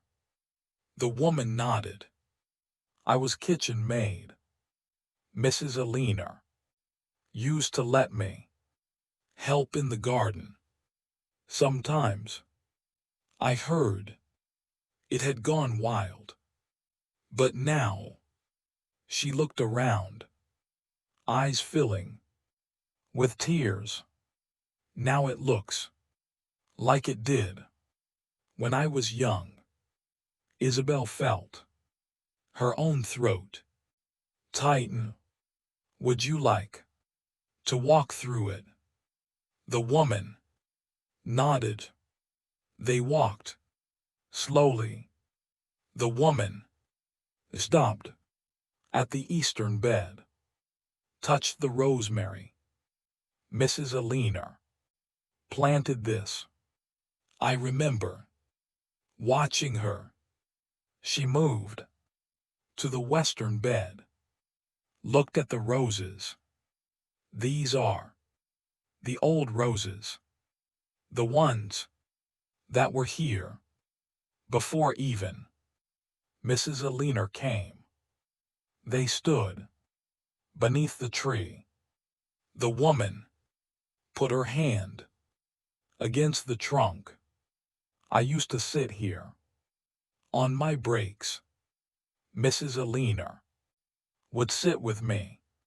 Sometimes she'd tell me about the plants, what they needed, how to care for them." The woman looked at Isabel. "You've done a beautiful thing, miss, bringing this back. Mrs. Eleanor would be pleased." After the woman left, Isabel sat beneath the tree, thinking. The garden held memories, not just for her, but for others, for Eleanor, for that old woman, for Tom's great-grandfather, for countless others whose names she would never know. The garden was not just a collection of plants. It was a place where lives had intersected, where people had found peace or purpose, or simply a quiet place to sit. And by restoring it, Isabel was not just bringing back plants, she was honoring those memories, keeping them alive.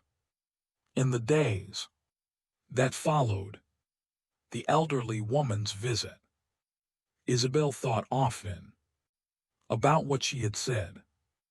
Mrs. Eleanor would be pleased. Isabel had never met Eleanor, but she felt, in a way she couldn't quite explain, that she knew her. Through the ledger, through the plants Eleanor had chosen, through the structure of the garden itself. Eleanor's presence was everywhere. Isabel began to wonder about the other people who had tended this garden. William, who started the ledger, what had he been like? What had drawn him to gardening? And Thomas Davies, Tom's great-grandfather, who had worked here as a boy, what had he thought the first time he stepped through the garden door? Had he felt, as Isabel had, overwhelmed by the magnitude of what needed to be done? Or had he known immediately that this was where he belonged? These questions led Isabel to think about her own connection to the garden. She had been here less than 3 months, but already it felt like much longer. She could no longer imagine her life without this place, without the morning walks to check on the beans, without the afternoon weeding sessions that left her pleasantly tired, without the evening moments sitting beneath the tree, watching the light fade. The garden had become part of her daily rhythm, part of who she was. One afternoon, as she worked in the western bed, deadheading roses, Isabel realized that she was humming just a tune, nothing in particular, but she was humming and smiling. When had she last felt this lightness, this simple, uncomplicated contentment? She couldn't remember. Perhaps never. Tom noticed too. "You seem happy, miss." Isabel looked up from the roses. "I am." It was a simple statement, but true. Tom nodded. The garden does that to people if they let it. In the last week of June, the first beans were ready to harvest. Isabel picked them carefully, testing each one with her fingers. Firm, bright green, snapping cleanly. When bent, she carried them to Mrs. Davies in a basket. "From the garden, miss?" Mrs. Davies asked. "Yes, the first harvest." Mrs. Davies looked at the beans. picked one up, examined it. These are fine beans, miss. Really fine. Mrs. Eleanor would be proud. Isabel felt that warm feeling. Again, pride, but also something deeper. Connection to Eleanor, to the garden, to the long line of people who had tended this place. That evening, Mrs. Davies prepared the beans for dinner. Simple, just boiled, with butter and salt. Isabel ate them, slowly, savoring each bite. They tasted different from beans she had eaten before, sweeter, fresher, or perhaps it was just that she knew where they came from, had planted the seeds herself, had watched them grow, had tended them daily. These beans were not just food, they were proof that the garden was producing again, proof that Isabel's work mattered, proof that she had done something real. As June ended and July approached, Isabel wrote another entry in the ledger. Late June 1870. The first harvest has come.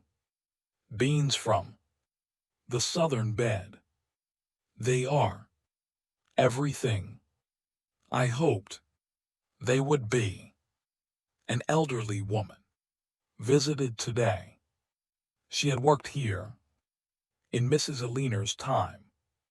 She cried when she saw that the garden had been restored. Her tears made me understand something important. The garden is not just mine. It belongs to everyone who has ever loved it. To Mrs. Eleanor, to William, to Thomas Davies, to that old woman who sat here as a girl. I am just the current caretaker, and that I am learning is enough. I do not need to own the garden. I only need to tend it, to care for it, to continue what others have begun, and to pass it on one day to whoever comes next. Isabel set down the pen. Read what she had written. Yes, that was right. That was what she had learned. And these 3 months, the garden was not about ownership. It was about stewardship, about being a temporary guardian of something that would outlast her. And that knowledge, far from being discouraging, was liberating. She didn't have to make the garden perfect. She only had to tend it well, to do her part, and trust that others would continue after her. July brought its own lessons. The heat was intense, unrelenting. Isabel learned to work In the early morning, before sunrise, when the air was still cool, she would arrive at the garden in darkness, light a lantern, begin watering. By the time the sun rose, the watering would be done, and she would sit beneath the tree, watching the garden wake up, the light changing from gray to pink to gold, the birds beginning to sing, the bees arriving at the roses. These moments, alone in the garden, at dawn, became some of Isabel's favorite times. Quiet, peaceful, no one needing anything from her, just her and the garden. One morning, as she sat watching the sunrise, Isabel realized something. She was happy, not in a way she had ever been before. In London, she had been, she supposed, content. She had her routine, her social calls, her needlework, but she had never felt this deep, quiet joy, the satisfaction of seeing plants grow that she had planted, the pleasure of working until her body ached, the peace of sitting in a garden. At dawn, she had found something in Ashwick that she didn't know she had been missing, a sense of purpose, a feeling that what she did mattered, not to society, not to her family, but to the garden itself, to the plants that needed tending. And that, she realized, was enough. In August, Isabel faced a difficult decision. One of the old roses, the largest one, the most beautiful, was diseased. Tom found it first, called Isabel over. "Look here, miss." He showed her the leaves, covered in black spots, the stems dying back. "It's black spot, miss. Common in roses. But this one's got it bad. Can we save it?" Tom was quiet. "For a moment. We can try, miss. Prune back the affected parts. Treat it. But honestly, I think it's too far gone. And if we leave it, the disease might spread to the other roses." Isabel looked at the rose. It had been the first to bloom in June, had produced the most flowers, the most beautiful, deep red blooms. "What should we do?" Tom met her eyes. "If it were my garden, miss, I'd take it out. Better to lose one plant than risk losing them all." Isabel felt something twist in her chest, but she nodded. "All right, let's do it." They dug the rose out that afternoon. It was hard work. The roots went deep. When they finally got it out, Isabel looked at the empty space. In the bed, it seemed wrong, like a wound. Tom put his hand on her shoulder. It's hard, miss, but you made the right choice. We can plant a new rose there next spring, something younger, healthier, and the garden will go on. Isabel nodded, understanding. The garden was always changing. Some plants lived, some died, and the gardener's job was not to prevent all death, but to make choices that kept the garden healthy. As a whole, September brought a shift, not just in the weather, but in Isabel herself. She had been at Ashwick for 5 months. Her hands, once soft, once carefully manicured, were now rough, calloused, scarred from thorns. The dirt beneath her nails was permanent now. No amount of scrubbing could remove it completely.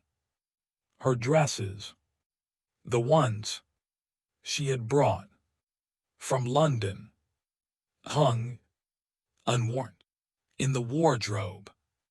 She wore work dresses now, simple, practical, made for getting dirty. Her body had changed too. Stronger, leaner. She could lift full buckets of water, could work the fork for hours, could kneel in the beds all morning without her back giving out. But the biggest change was internal. Isabel thought differently. Now, when she woke in the morning, her first thought was, what does the garden need today? Not to, what social calls do I need to make? Not to, what dress should I wear? Her days were organized around the garden's needs, and that felt surprisingly right. One afternoon, Mrs. Davies asked Isabel a question. Will you be staying, miss, through the winter? Isabel looked up from the letter she was writing. Yes. Why do you ask? Mrs. Davies looked uncomfortable. It's just, winters here can be hard, miss. The house gets cold. The roads are often impassable. You'll be quite isolated. Most ladies would find it difficult. Isabel thought about that, about spending the winter at Ashwick alone, cut off from society. A few months ago, the thought would have terrified her. But now it felt almost appealing. I think I'll manage, Mrs. Davies. Mrs. Davies smiled. I think you will too, miss. In mid-September, Tom taught Isabel about seed saving. They went through the garden, collecting seeds from plants that had finished flowering. Tom showed her how to tell when seeds were ready. They should be dry, miss. Hard. If they're still soft, they won't store well.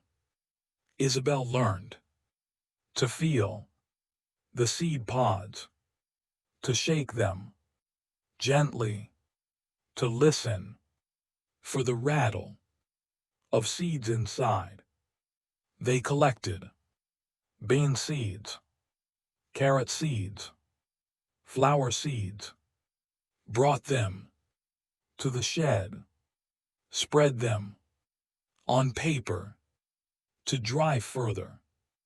Tom showed her how to label each packet, what plant, what year, where in the garden it came from. This way, you'll know what to plant next year, miss. And if you keep saving seeds year after year, you'll have plants that are adapted to this garden, to this soil, this climate. They'll grow better than anything you could buy. Isabel looked at the packets, thought about what Tom was saying. The garden could provide for itself year after year, generation after generation, as long as someone saved the seeds, as long as someone continued. In October, after the first frost, Isabel spent an entire day alone in the garden. Tom was helping with the harvest in a neighbor's field. Isabel worked on clearing the southern bed, pulling the dead bean plants, cutting down the finished peas, carrying everything to the compost heap. The work was meditative, repetitive. Pull, carry, return. Pull, carry, return. Her mind emptied of everything except the work. And in that emptiness, something surfaced. A memory of her mother. Isabel's mother had died when Isabel was 15. 10 years ago. Isabel had loved her, but they had not been close. Her mother had been a proper lady, always concerned with appearances, with what society thought. She had tried to teach Isabel the same: how to sit, how to speak, how to dress, how to be the kind of woman a man would want to marry. Isabel had tried, really tried, but it had never felt right. She had always felt, though she never said it aloud, like she was playing a role, pretending to be someone she wasn't. But here, in this garden, with dirt under her nails and sweat on her brow, Isabel felt more herself than she ever had. In a drawing room, she wondered what her mother would think if she could see her now. Would she be disappointed, horrified that her daughter was doing manual labor? Or would she, perhaps, understand? Isabel would never know. But she hoped, chose to believe, that her mother would want her to be happy. and Isabel was happy. Here, in this garden, doing this work. When Tom returned the next day, he found the southern bed completely cleared, the soil turned, ready for winter. He looked at Isabel. "You did all this yourself, miss?" Isabel nodded. "It needed doing." Tom smiled. "You don't need me anymore, do you?" Isabel felt a flash of panic. "No, I still need you." "I don't know half of what you know." Tom raised his hand. "I'm not leaving, miss. I just meant you've learned you can work the garden now. Really work it. Not just follow instructions. You understand it." Isabel thought about that. Maybe she did. Maybe, somewhere, in the past 6 months, she had stopped being someone who was learning to garden and had become a gardener. In early November, Isabel received a letter from her father. She opened it with some trepidation. "My dear Isabel, your last letter mentioned your intention to remain at Ashwick through the winter. I confess, I am surprised.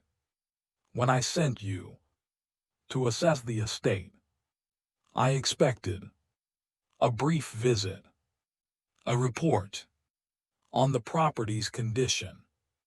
I did not expect you to become a farmer." Isabel felt her stomach drop, but the letter continued. "However, I must admit that your letters have changed in tone. You write with enthusiasm I have never seen from you before. You sound happy, and that, my dear daughter, is all I have ever wanted for you. If tending a garden in Derbyshire makes you happy, then you have my blessing. Stay as long as you like. The estate is yours. Do with it what you will. Your loving father." Isabel read the letter 3 times, then sat for a long while, just thinking. Her father had seen it, had understood, even from London, even without seeing the garden. He had understood that something had changed in Isabel, that she had found something worth staying for. The days grew shorter. By mid-November, Isabel was arriving at the garden in darkness, leaving in darkness. The hours of light in between felt precious. She and Tom finished the last of the clearing work. The northern bed, the western bed, all turned, all prepared. They cleaned every tool, sharpened every blade, oiled every handle, stored everything in the shed. The garden was ready for winter. One afternoon, Tom brought Isabel a gift. wrapped in cloth. She opened it carefully. Inside was a pair of gardening gloves, leather, well made. Tom, I can't. Tom shook his head. My great-grandfather used to say that a gardener's hands are their most important tools. You should take care of them, miss. Isabel looked at the gloves, at her hands, scarred, calloused, rough, but strong, capable. These were gardener's hands now, and she was proud of them. Thank you, Tom. She meant it.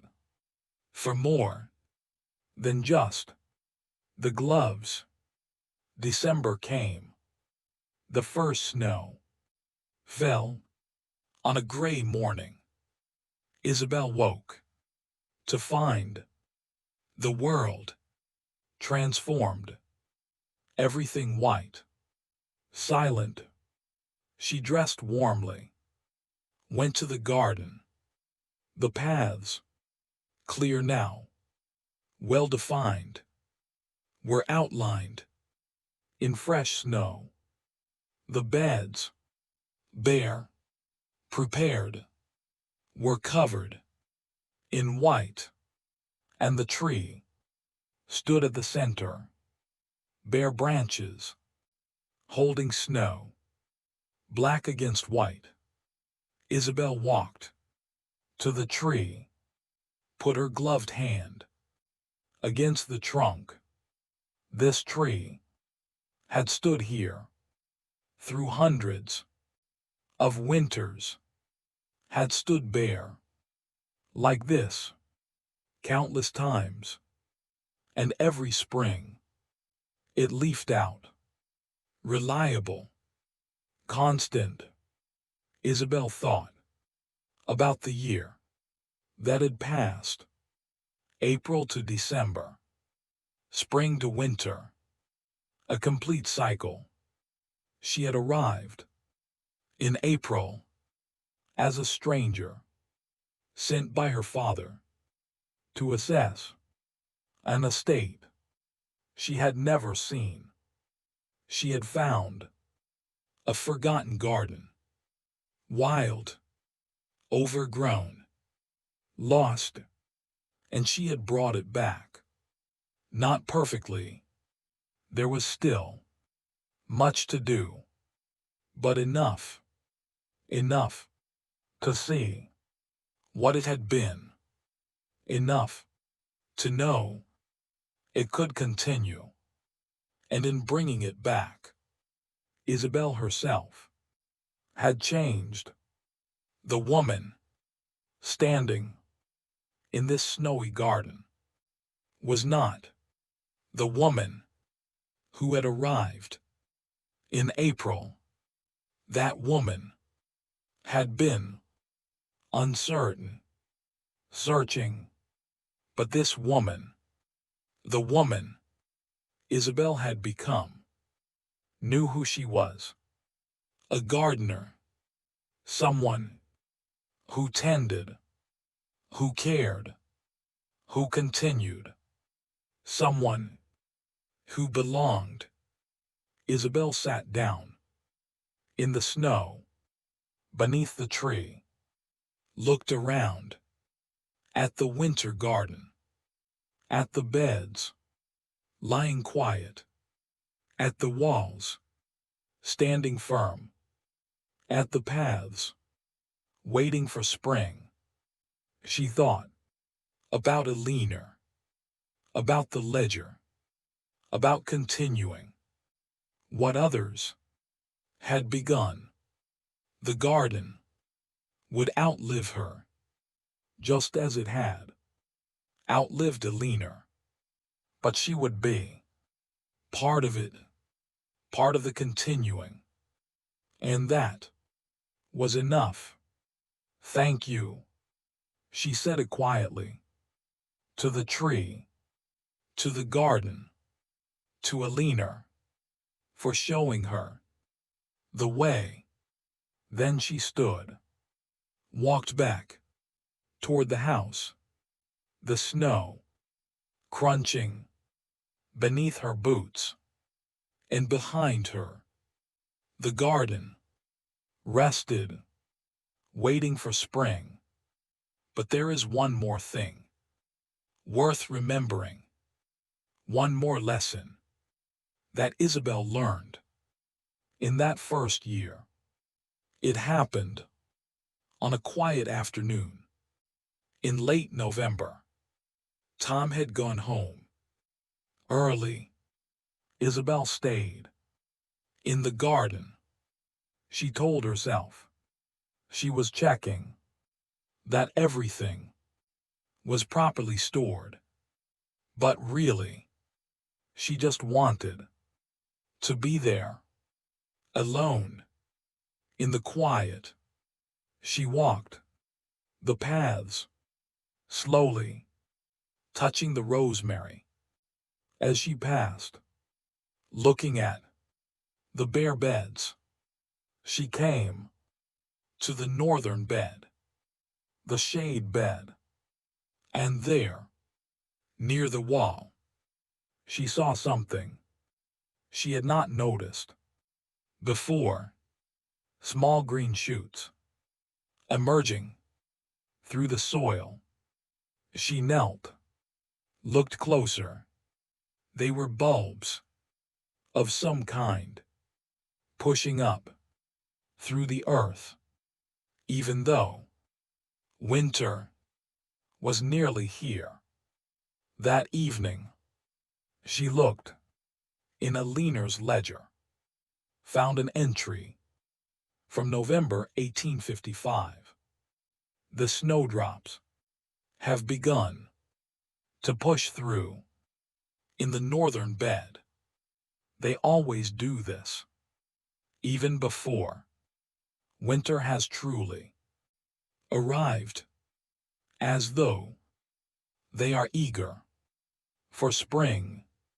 I did not plant them. They were here when William and I came, and they return every year, faithful, reliable, a promise that spring will come. Isabel closed the ledger, sat in silence. The snowdrops had survived 5 years of neglect, had continued to push through each November, whether anyone was watching or not. And Isabel realized something profound. The garden did not need her. It had survived without anyone for 5 years. The herbs continued. The roses bloomed. The tree stood firm. The snowdrops returned. The garden would go on, whether she tended it or not. But she needed the garden, needed the work, needed the rhythm of the seasons, needed to put her hands in soil, to plant, to tend, to watch things grow, needed to be part of something larger than herself. The garden gave her what she hadn't known. She needed purpose, belonging, a place in the world. And this, Isabel thought, was the deepest truth about gardening. It was not about controlling nature, not about bending plants to your will. It was about finding your place in the natural order, about working with, not against, the cycles of growth and rest, about being one small part of something vast and ancient. The next morning, Isabel went back to the northern bed, knelt beside the snowdrops. They had grown overnight, just slightly, but visibly. She sat there for a long time, just looking. These plants had been here when Eleanor tended the garden, had been here when William started the ledger, had probably been here when Thomas Davies was a boy learning to garden. Perhaps even before that.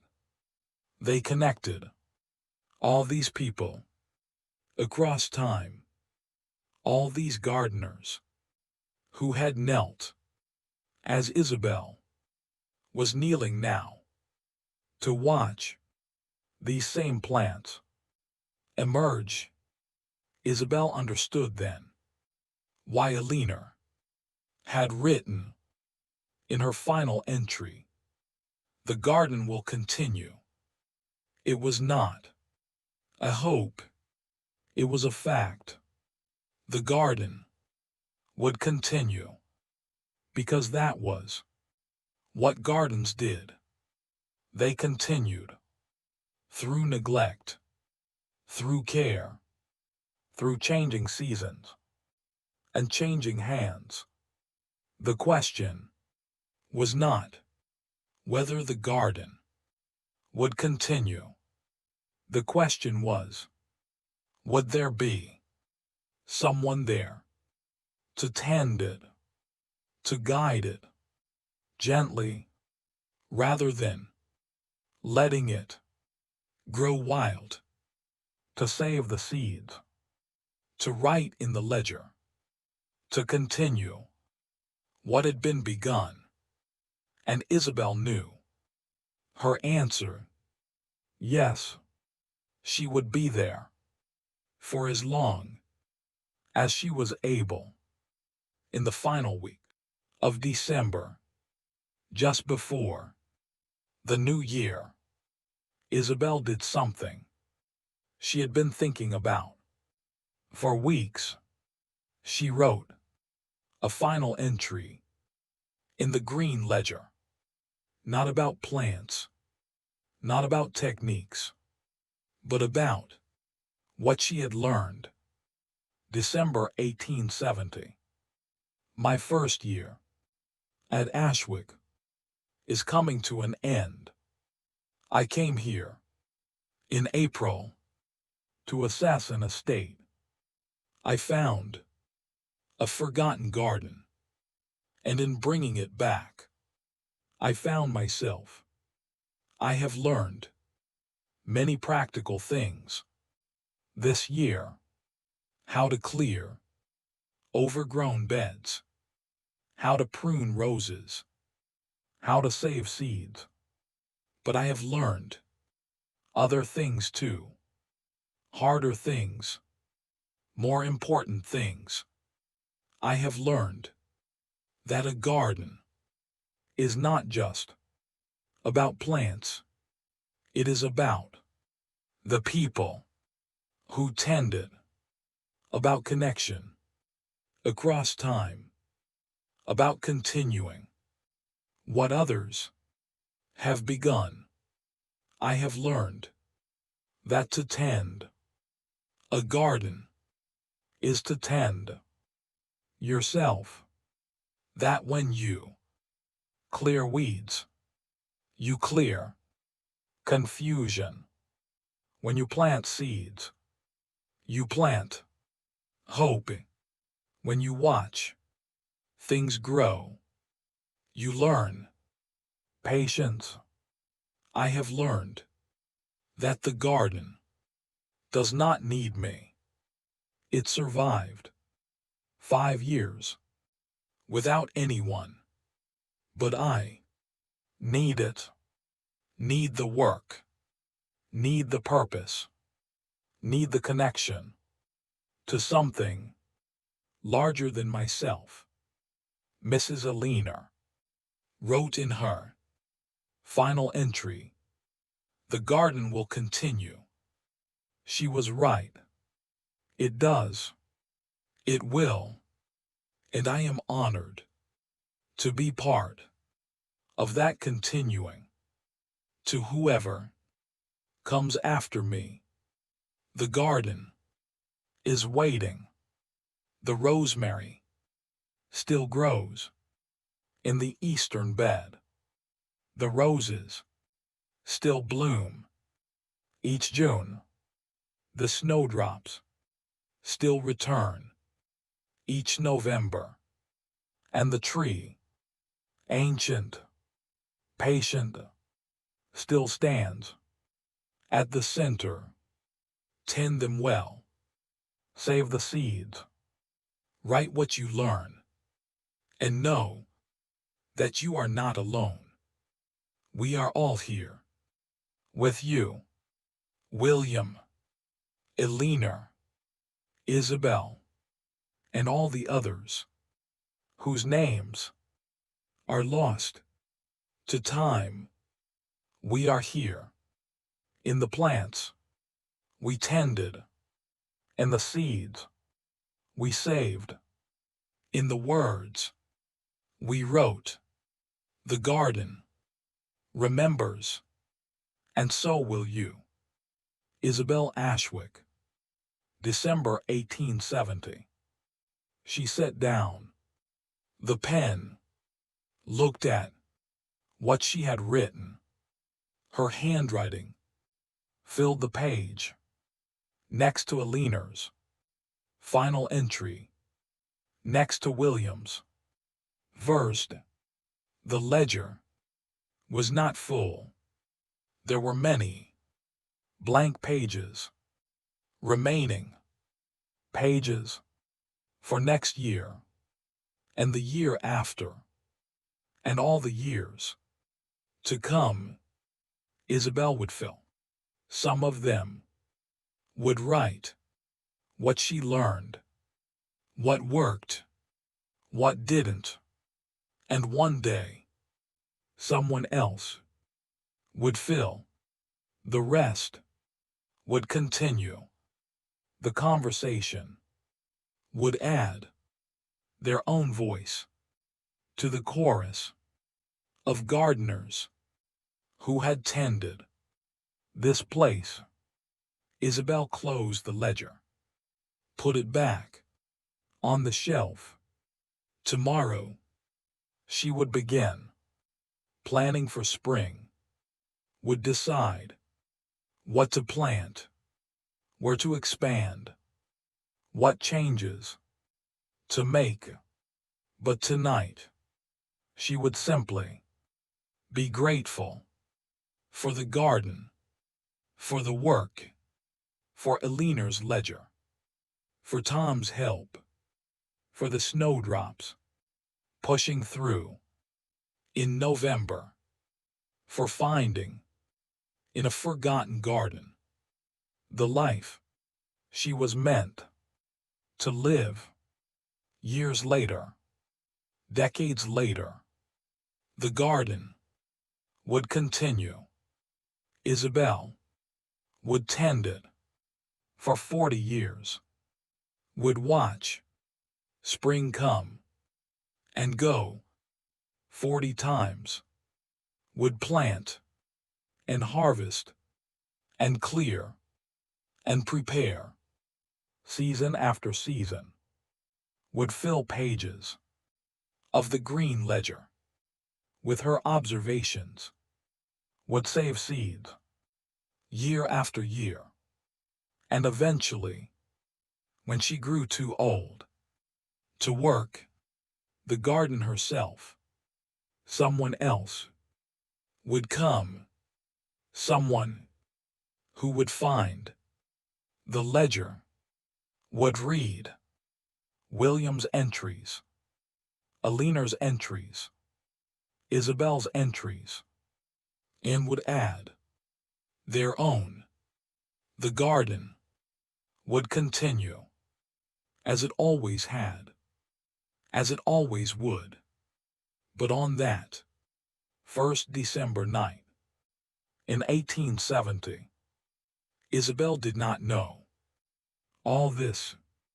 She only knew that she had found her place, that the work she was doing mattered, that she was part of something larger, and that, for now, was enough. And now, the night grows quieter still. The garden rests beneath its winter snow. The beds lie quiet. The tree stands bare. And somewhere, in the house, beside the garden, Isabel sleeps, dreaming, perhaps, of spring. The story does not end here. Stories in gardens never really end. They continue, season after season, year after year. One gardener giving way to another. But for tonight, this is enough. If you are still listening, still following this quiet story, you may let it fade now. Let the garden rest. Let Isabel sleep. Let the snow fall gently on the beds and paths and tree, and you, too, may rest. There is nothing more you need to carry, nothing more you need to hold. The garden will continue without you, as it continued without Isabel, without Eleanor, without William. It continues because that is what gardens do. And here, in this quiet place, you are free to let go. Good night.